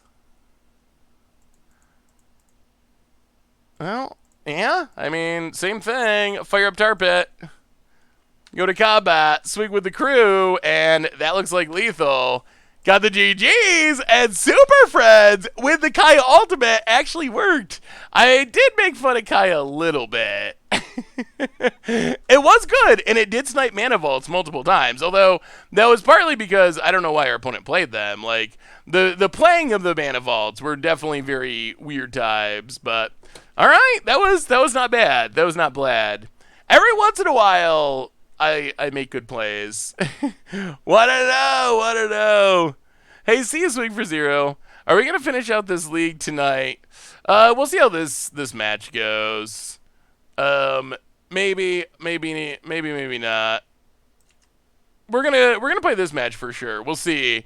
We'll see if we win or lose. If we win, well, it mostly depends on how long the match goes. I keep thinking we're going to just run into, like, some really fast deck that's going to run us over, and the match is going to take, like, 10 minutes. If it's another, like, long, drawn-out control match, then who knows? Hey, what's up, Leon Stu? How are you? Swamp for our opponent, and passes. Usually there's some pretty fast busted decks in Vintage Cube. Well, Island go. Opponent.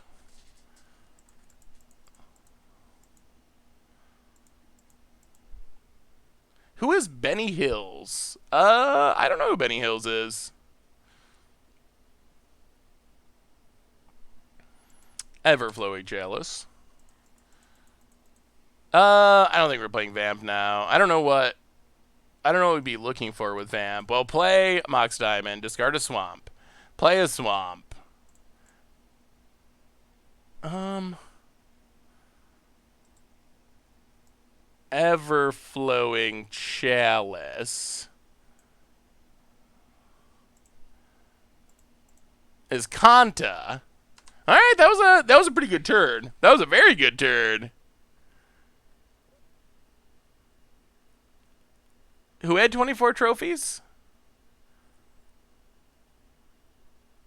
Was I playing? Was I playing against you, Leon Stew? Oh, it's Reanimator. All right, all right, all right. 1, 2, 3.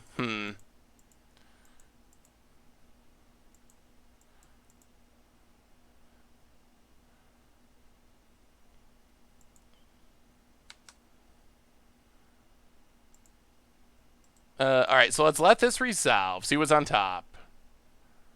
Millet. Vampiric Tutor.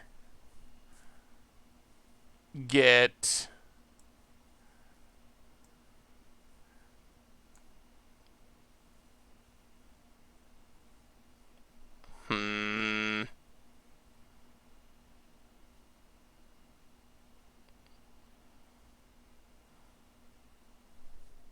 What do we get?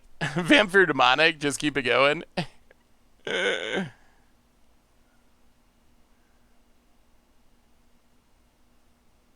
really want Jace, but I also feel like we should get an answer to reanimation.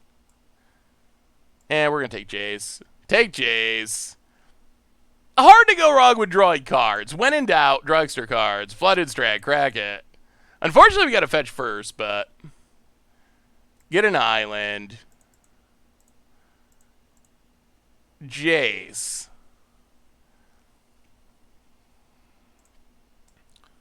Brainstorm. Put back the two... Actually... Put back Land and Deluge. Pass the turn. We probably need to discard a card for Una's Prowler. Oh, we should have put back the Bloodstain Mire. Well, all right, whatever.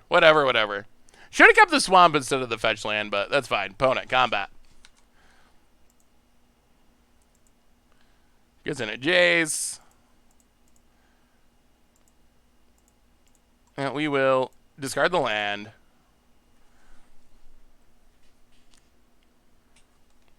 Jace takes 1. Oh, alright, so opponent had the answer anyway. Swift End kills the Jace. Sure.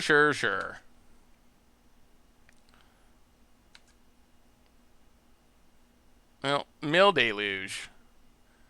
Flip his Kanta.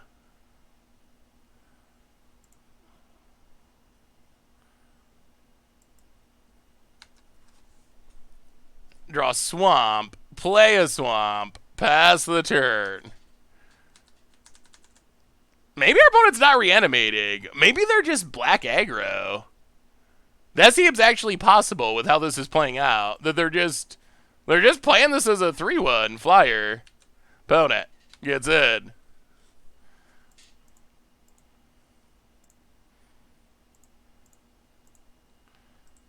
Well,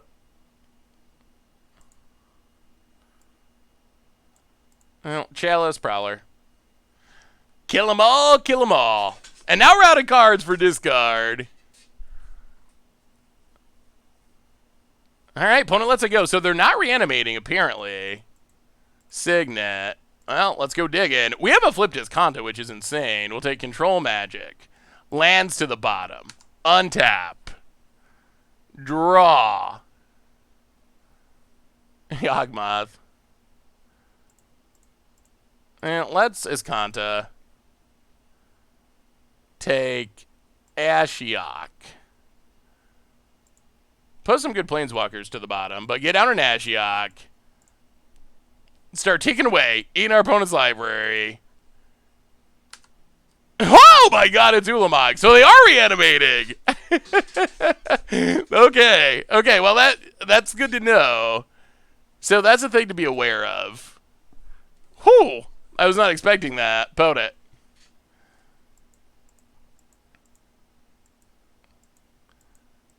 Mono Black Reanimator? Yeah, if we get up to 10, the question will be, do we ultimate? Or do we put a Ulamog into play? Whoa, Pona scoops it up! Pona scoops it up! Maybe we broke it, chat. Maybe our stipulation... stipulation Planeswalker draft is just the best deck of the format. We broke it. We broke it. We broke it to the max. Who would have thought? Yeah, we'll bring in the Relic for reanimation shenanigans. Run it like that. We haven't played a Nicole Bolas yet. Getting down to Nicole Bolas would be sweet. Yeah, Relic seems perfect. Ooh, a Videomancer. Alright, well. This hand's not, like, especially exciting, but I think it's fine. We'll keep. We got removal, we got a Videomancer. If this deck does better than the Storm deck, there's no justice in the world of MTG. I think that we're heading down that path. We went 1-2 with the Storm deck. We're already 1-0 with this deck. We can't do worse, record-wise, than we did before, so Tar Pit, go. And our mana's actually decent this game. Hey, Seth, this is a deck that I was designed for Standard Pauper, but I wanted to play it in Standard F&M on Arena. Was wondering your thoughts on it. Let me take a peek. All right, so opponent gets booted. Cheap cycling.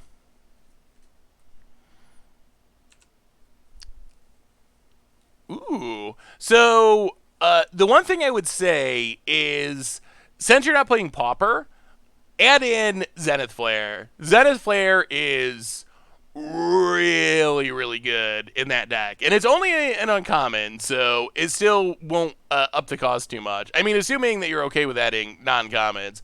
But Zenith Flare is amazing. Amazing, amazing, amazing in that style of deck. So I would look towards that. Otherwise, there is a uncommon cycling payoff. The one, I can't think of the name right now, that it's a 2-drop that would use cycling make a 1/1 token. That would be another one that I would consider adding. Otherwise, I think you'd actually have some amount of success with the deck along those lines. Opponent, readying. Gets in. That's us. Sure, sure, sure.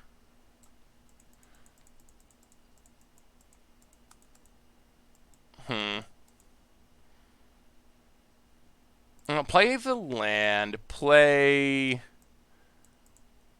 a Videomancer, I think. I really don't want this ready to ultimate. That's a little bit scary. If they can ultimate, then who knows what they can copy, maybe. And we actually might get a Nicole Bolas down, and then things happen. Nicole Bolas is really sweet. That was our first pick, and we haven't got to cast it yet. I'd love to show you a blue-red control deck with Royale. New to Fairy, it's been going well at Platinum Low Diamond. Ooh, let me take a look, Cherry Mongolia. I would love to see it. Oh, Zenith Flare is banned? Oh, okay. So opponent sacks, kills our Videomancer. Gets in. Oh, I want to kill this, but I don't want to risk losing Creeping Tar Pit. Opponent hits us. I really want I don't want it to die. We needed to cast Nicole Bolas. Ooh, Relic. All right, well, go to combat. Attacked already. Play a land. We're going to wait. We're going to wait. We will play Kaya. Tick it up. Relic of Progenitus. Next turn, Nicole Bolas gets to come down. Ooh, Cohesive Portal. Huh, we can't actually stop that, can we? Alright, makes the construct. Oh, we can, okay, we have a way. Gets in it Kaya, sure. So we untap. We play a swamp. We play Nicole Bolas Dragon God.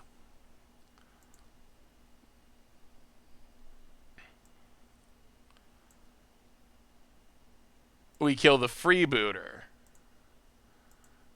We exile the construct. We hit Duretti. So this lets us Kolaghan's command to get rid of the cohesive portal, so our opponent can't keep drawing cards. A Feediomancer.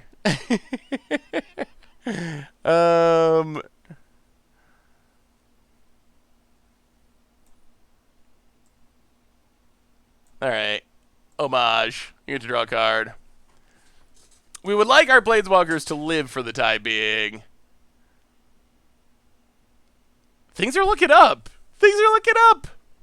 So how do you actually say this? Oh, a Feomancer? A Fidiomancer. Are they dancing with a snake? Crab Baskets! Welcome to the Fishbowl. Thank you so much for your subscription. Big soup cheer for you. Thank you, thank you, thank you. Yeah, our opponent, they were willing to let go of Duretti. If it meant us losing to Kobolas and Kaya, and our snake, and our relic. Bit of Blossom, sure. Opponent passes. Well.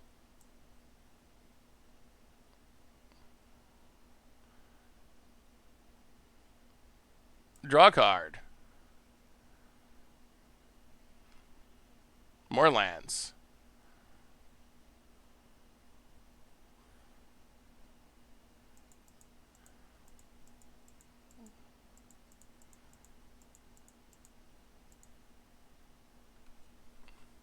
And I feel like we're in good shape. Maybe this deck is actually pretty good.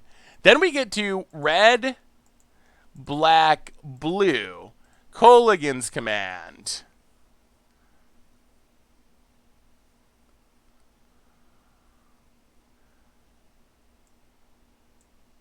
Get back a Feomancer. Blow up portal.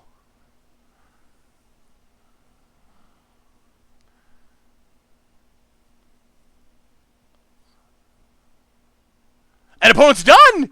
And we're 2-0 with Super Friends. All right, we're finishing it. We're finishing it. We're going all the way through. Longer than normal stream. Longer than normal stream. It's happening. Somehow the Storm deck that I thought was really good did not do really well. And then the Planeswalker Super Friends stipulation deck that I thought was not very good is up to 2-0. I mean, we're probably going to run into like Storm in the finals and just get absolutely stopped. But it's worked way better than I thought. That is for sure. Yeah, I mean, this would be a surprising 3-0 for sure. And off to a inauspicious start here in the finals. The 7-lander. All right, this will keep. We will put a Bloodstained Mire to the bottom. All right, let's see what we're up against. It does seem like it's actually pretty good again. Oh, no. Oh, dear. All right, that's good for our opponent. Library of Alexandria. All right, so we're up against busted cards. The kids are going to eat. Well, the kids are going to break even from this draft, I think. We'll see. There's hope, but that's a library. One of the literal best cards in Cube and in all of Magic, really. It's so insane. Some of the old cards, it does make you scratch your head. Like, I know, like, Wilderness Reclamation, Fires of Invention. Those are cards that make you say, huh, those are pretty good. Like, I don't know why they made those. Then you go back to the old days. Library, land that just taps to draw a card. Just taps. It even comes into play untapped and adds a mana. And it just taps to draw a card.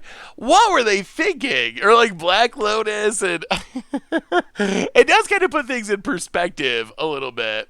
So Twitch is so weird. It threw an error that I'm not allowed to make a subscription. But it shows that the payment went through. Crab Baskets. That is very weird. It shows up that you are a subscriber as of 4 minutes ago. I don't know about the Twitch error, though. But welcome to the Fishbowl, if it did work. And if it didn't, my apologies. If there's anything I can do to help, send me an email or something, and I will do what I can. But welcome to the Fishbowl, Crab. Crab Basket? I gotta double check the name. Crab Baskets. Welcome to the Fishbowl. Thank you so much for your subscription. Big soup cheer for you. Thank you, thank you, thank you. I think Wasteland was our last deck. Baleful Strix. Our last deck had Wasteland. This one, not so much.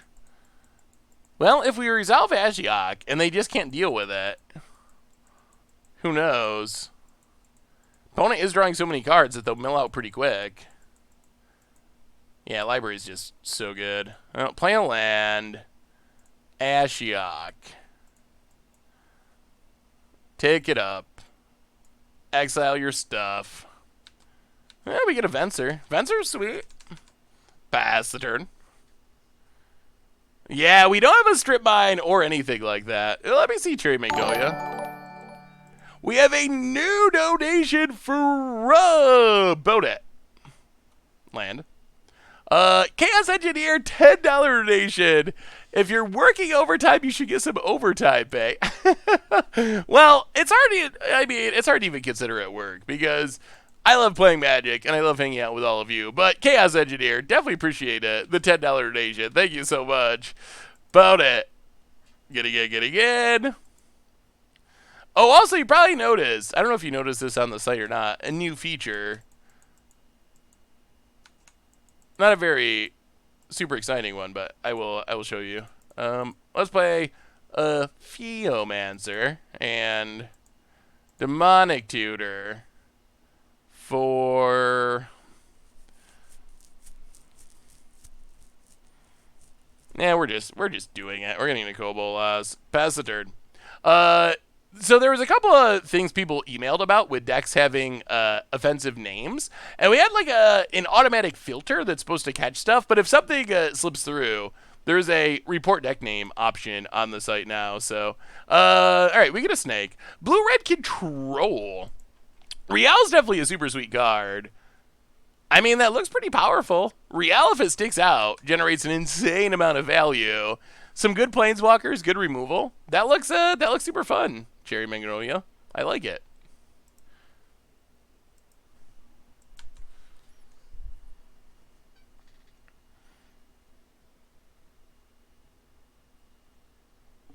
Build it.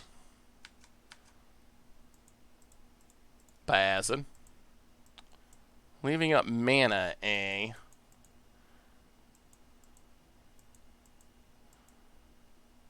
Well, go to combat. Attack Vraska.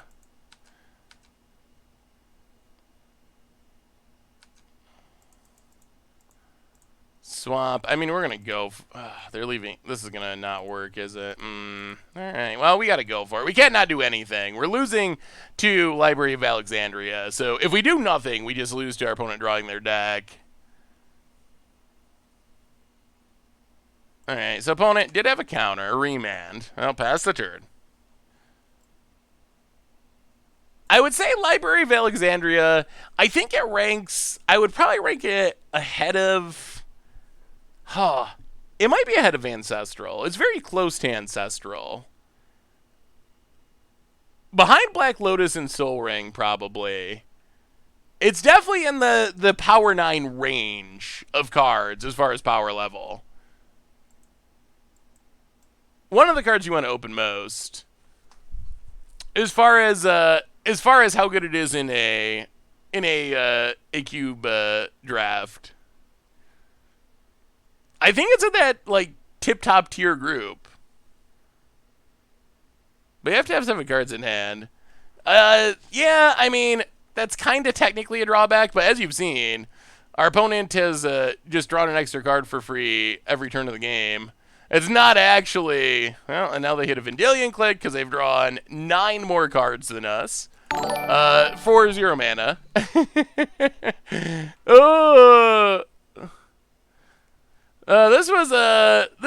have a new donation. This was a Stipulation Super Friends deck, and I think it is, yeah, alright.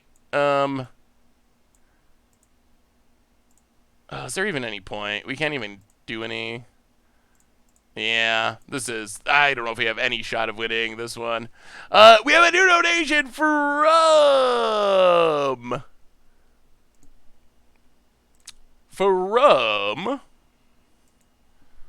Magic Lover, $20 donation. Hazard pay for strip stipulation Super Friends and Vintage Cube. Well, thank you so much, Magic Lover. And the deck's actually been pretty fun. I've enjoyed it.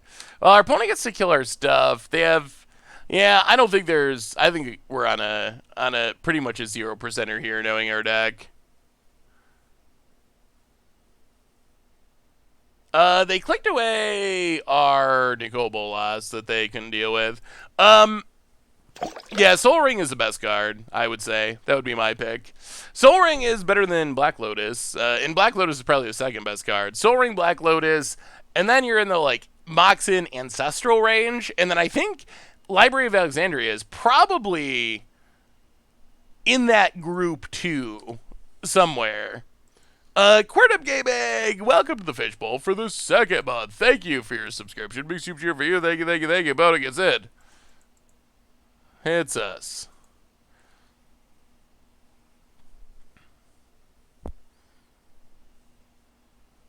Bonnet.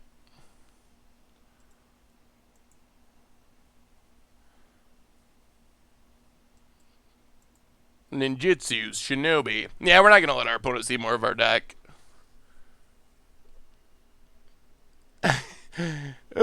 Yeah, there's no way. Opponent's got 9 cards, and they got Shinobi, and we got nothing.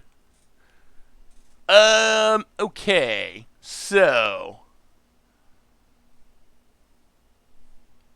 Soul Ring's better than Ancestral, as much as I like drawing cards. If we ever meet in person, I would like to debate that with you. Wait, what are we debating? Oh yeah, Soul Ring's better than Mox. Soul Ring's better than Black Lotus. Soul Ring, I think, is the pick one, pack one, single best card that you can get in Cube. Bar none. That would be my pick. If you just asked me the number one card, that's what I would say. You get 2 mana a turn. It's a ritual, so it's not even a free spell. It generates mana the turn comes into play. It gives you insane starts, like turn 1 Soul Ring, turn 2 Jace, or whatever ridiculous thing. Vents or bounce your opponent's land. There's a million things. It's good in basically any archetype. There's...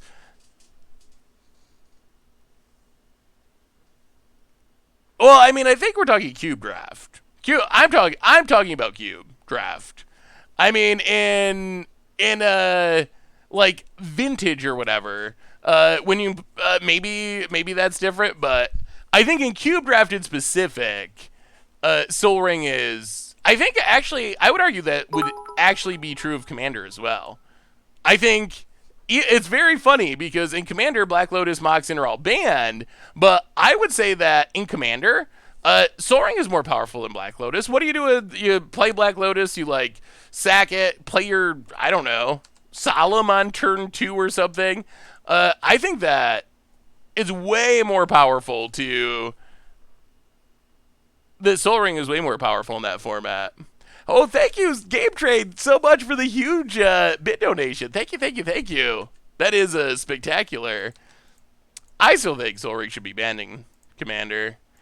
I don't think it's ever going to happen, but I still think it should be. Well, Ashiok got a counter. Apparently no. Ticket up. Exile some cards. This is going to probably go a little bit better if our opponent's having to draw 1 card a turn instead of 2. Ooh, alright. Revoker and Click God. Those are good ones to exile. Do you think Commander would be better if everyone started with Soul Ring? Huh. Pona has a Geomancer. Our decks share some similarities. Well...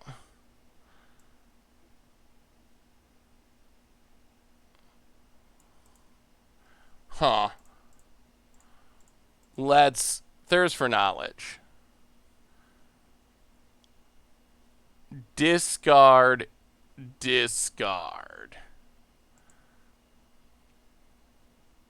Oh man, we've hit so many lands. So many lands.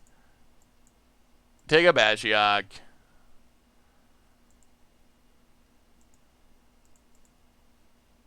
Play an island. Pass the turn. Well, we're getting the lands out of the way, which is good. Turn 1 Soul Ring loses more than it wins. Maybe. Opponent. I know. There's been some stats on that. I think my argument about Soul Ring Commander is not especially based on win percentages, because I feel like, so here's what happened in my opinion when a Soul Ring is played in Commander.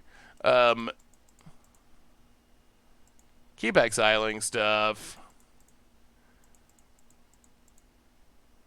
We might have to start thinning our deck because I don't know how many lands we have in here. We've just hit them all. 1, 2, 3, 4, 5, 6. All right, get down Tassiger on defense past the turn. Well, we're running away with this one. So here's what I think happens with Commander with Soul Ring. Someone wastes turn 1 Soul Ring Commander. I think there's 3 possible things that can happen. One thing that can happen is it immediately gets killed, and then it's kind of like no harm, no foul. Someone immediately just like spends their turn answering it. So that's one option. That's relatively fine.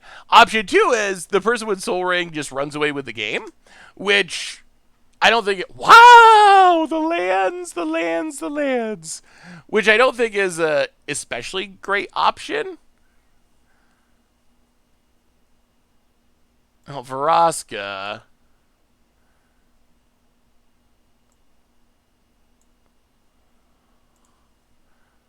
Kill it. Play another. Okay, we got to count these. 1, 2, 3, 4, 5, 6, 7. Wait, 3, 4, 5, 6, 7, 8, 9, 10, 11, 12. 12! Ugh. So there's only 6 lands left in our deck. We really got to start doing that. The other thing that could happen, potentially, is you play a certain one Soul Ring, the entire table gangs up on you and kills you, and you become arch enemy. And I don't think that's a good outcome either. Like, I don't think that's a fun game for the table. So that's kind of my argument. It's not so much like, oh, now that all of our lands are gone, our opponent gets to steal our good stuff with Gonti. That's pretty brutal.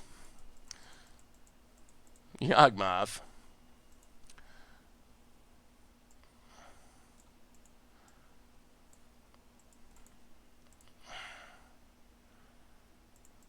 Well, okay.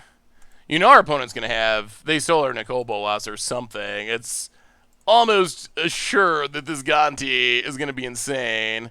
Well, we'll pass the turd. Oh, not good, not good. Ugh, opponent. Oh, I thought we almost had a chance this game, but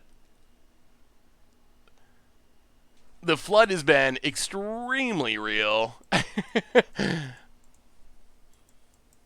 Opponent. Thinking. Yeah, if it was normal, it'd be fine. But the fact that we've just drawn all the lands out of our deck, and we know our deck is full of Planeswalkers, the odds that our opponent hit Nicole Bolas or something similarly great is really high, because the percentage of our deck that is lands is, like, very close to 0. Luxac, welcome to the Fishbowl. Thank you. So, there it is. Yep. Yeah. Can't beat the magic gods. Luxac, welcome to the Fishbowl. Thank you so much for your subscription. Big super cheer for you. Thank you, thank you, thank you. Oh, jeez. Jeez Louise. Well, sometimes you draw all your lands and your opponent gets your Nicole Bolas, and that's the game. I mean, I don't... Yeah. That's disappointing.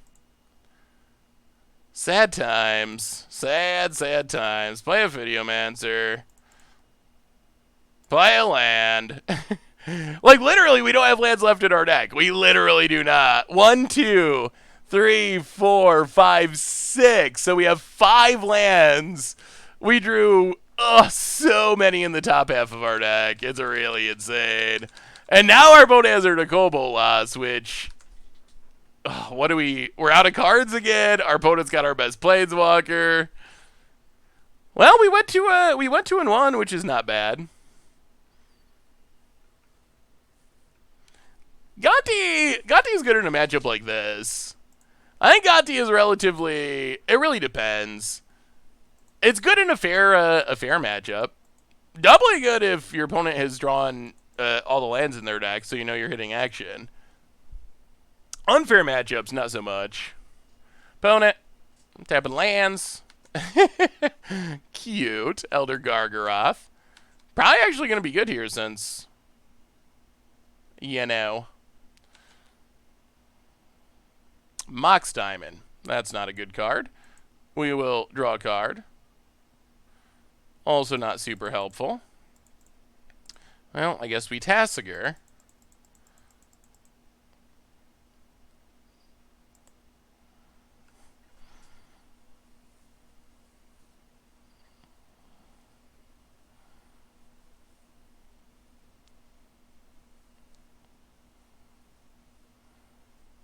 We get Thirst for Knowledge. Yeah. Well, our deck it put up a good fight. It put up a good fight considering what we were playing. So I guess we take that as a small victory. Bone it. I think we're dying to Nicol Bolas. Our Nicol Bolas that we first picked. Elder Gargaroth is gonna die to a snake token if it attacks, but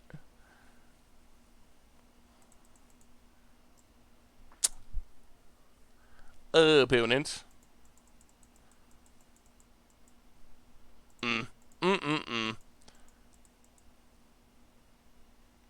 Opponent's playing 5-color pile with even worse mana than us, and it would work for them, I guess. Dark Petition. Hey, what's up, Frog Server? How are you? I think in this case we need the snake to stop the Gargaroth. If that gets to attack multiple times, that's pretty bad. Opponent. To Fairy Time Raveler. Bounces Tassiger. Yeah. Well, we had some interesting cube drafts. We did. Long and grindy stream tonight. Opponent doesn't even attack for some reason that I don't understand. We had tap, search for Escata, brainstorm. We will mill it. We will flip. We draw another land somehow against all odds. We will Jace Bellerin, Party Jace, everyone draws, Ever-Flowing Chalice. We will Thirst for Knowledge. Draw some cards. Discard Ever-Flowing Chalice.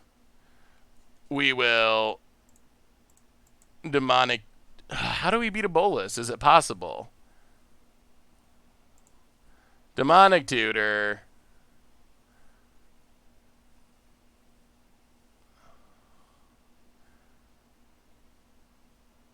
Doesn't kill Bolas.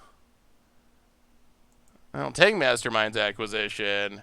Go to combat. Attack Nicol Bolas.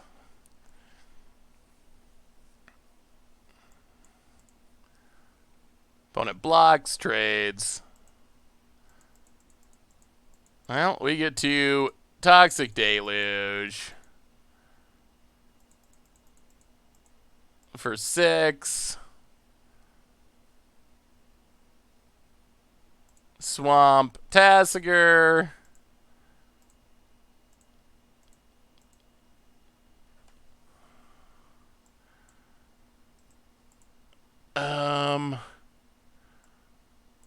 One, 2, 3, 4, 5, 6. All right.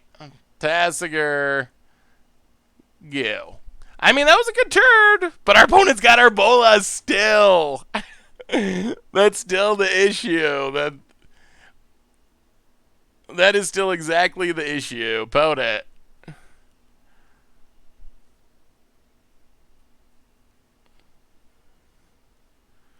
We're 2-0, but we're about to wrap this one up with a loss, thanks to our opponent Gontying into our Nicol Bolas. This is a cube wrap, Aziza. Vintage cube. Opponent, thinking about their options.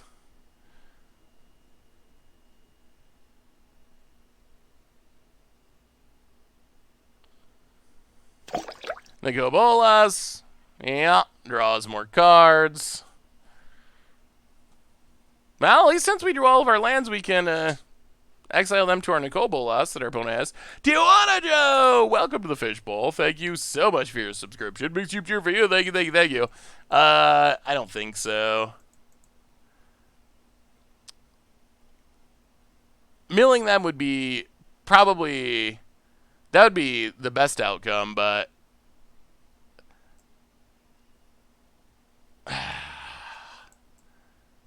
They have Nicobolas. I mean, opponent's taking a lot of time thinking.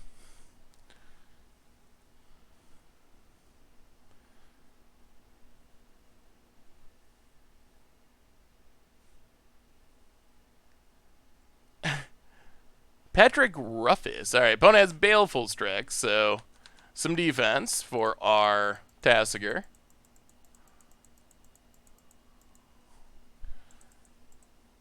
Heartless Act to kill our Tasigur.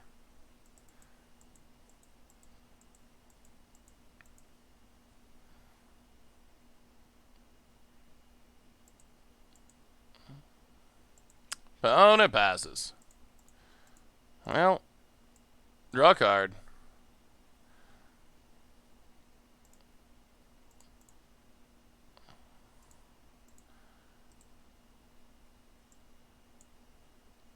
Mastermind's acquisition. I don't think there's anything that does it.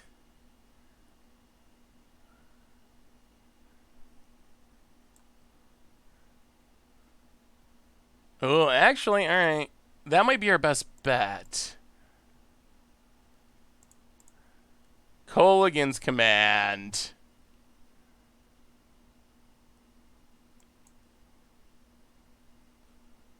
Kill Baleful Strix. Kill Teferi. Well, we have a chance. Our chance is Expansion Explosion. Targeting our opponent to force them to draw cards. That's our hope. That's our game plan. Mastermind's acquisition, Expansion Explosion. Opponent kills our Jace. We would like our opponent to tap out their blue mana. That would make us feel more comfortable. Oko. Sure. Turns on the Signet. Goes to combat. Hits us.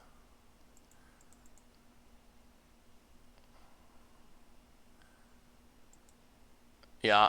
Down to 9.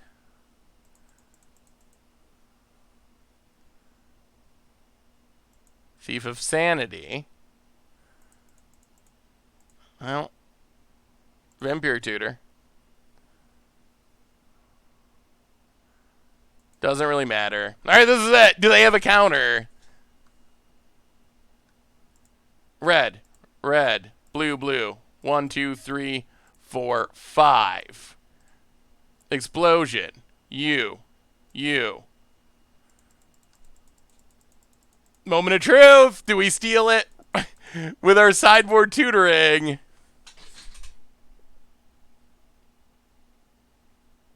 Or do they have a counter?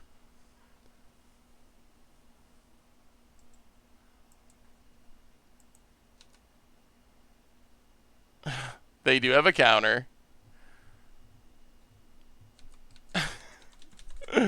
Oh, opponent. Untaps.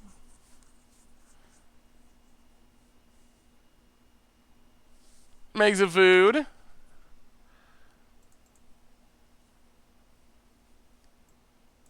Makes a food.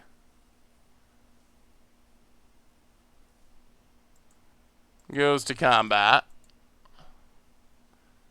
Hits us down to 2. Well, does our opponent have another counter? They get to steal one of our planeswalkers. Hey, what's up, Babs? Should have played it for 4. I mean, 5 killed him right away.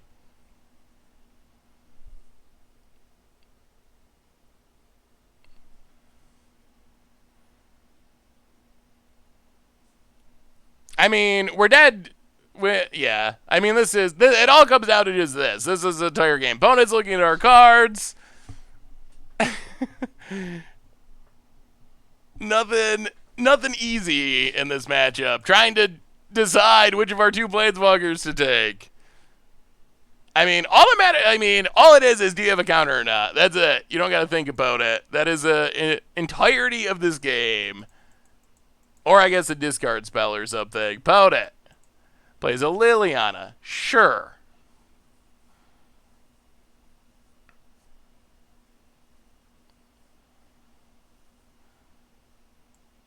Gets back Gonti. Sure. Well, opponents, they're doing all they can. Could have expended counter into itself?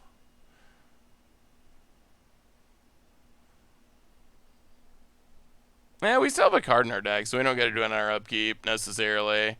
We draw a swamp. We play the swamp. We play explosion. Target our opponent. Target our opponent. 1, 2. 1, 2, 3, 4. All right.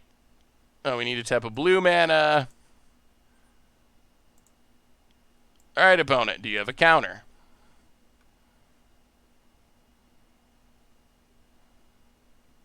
Okay, so our opponent had it the whole time. They were just rubbing it in a bit, and we will scoop it up. Well, the good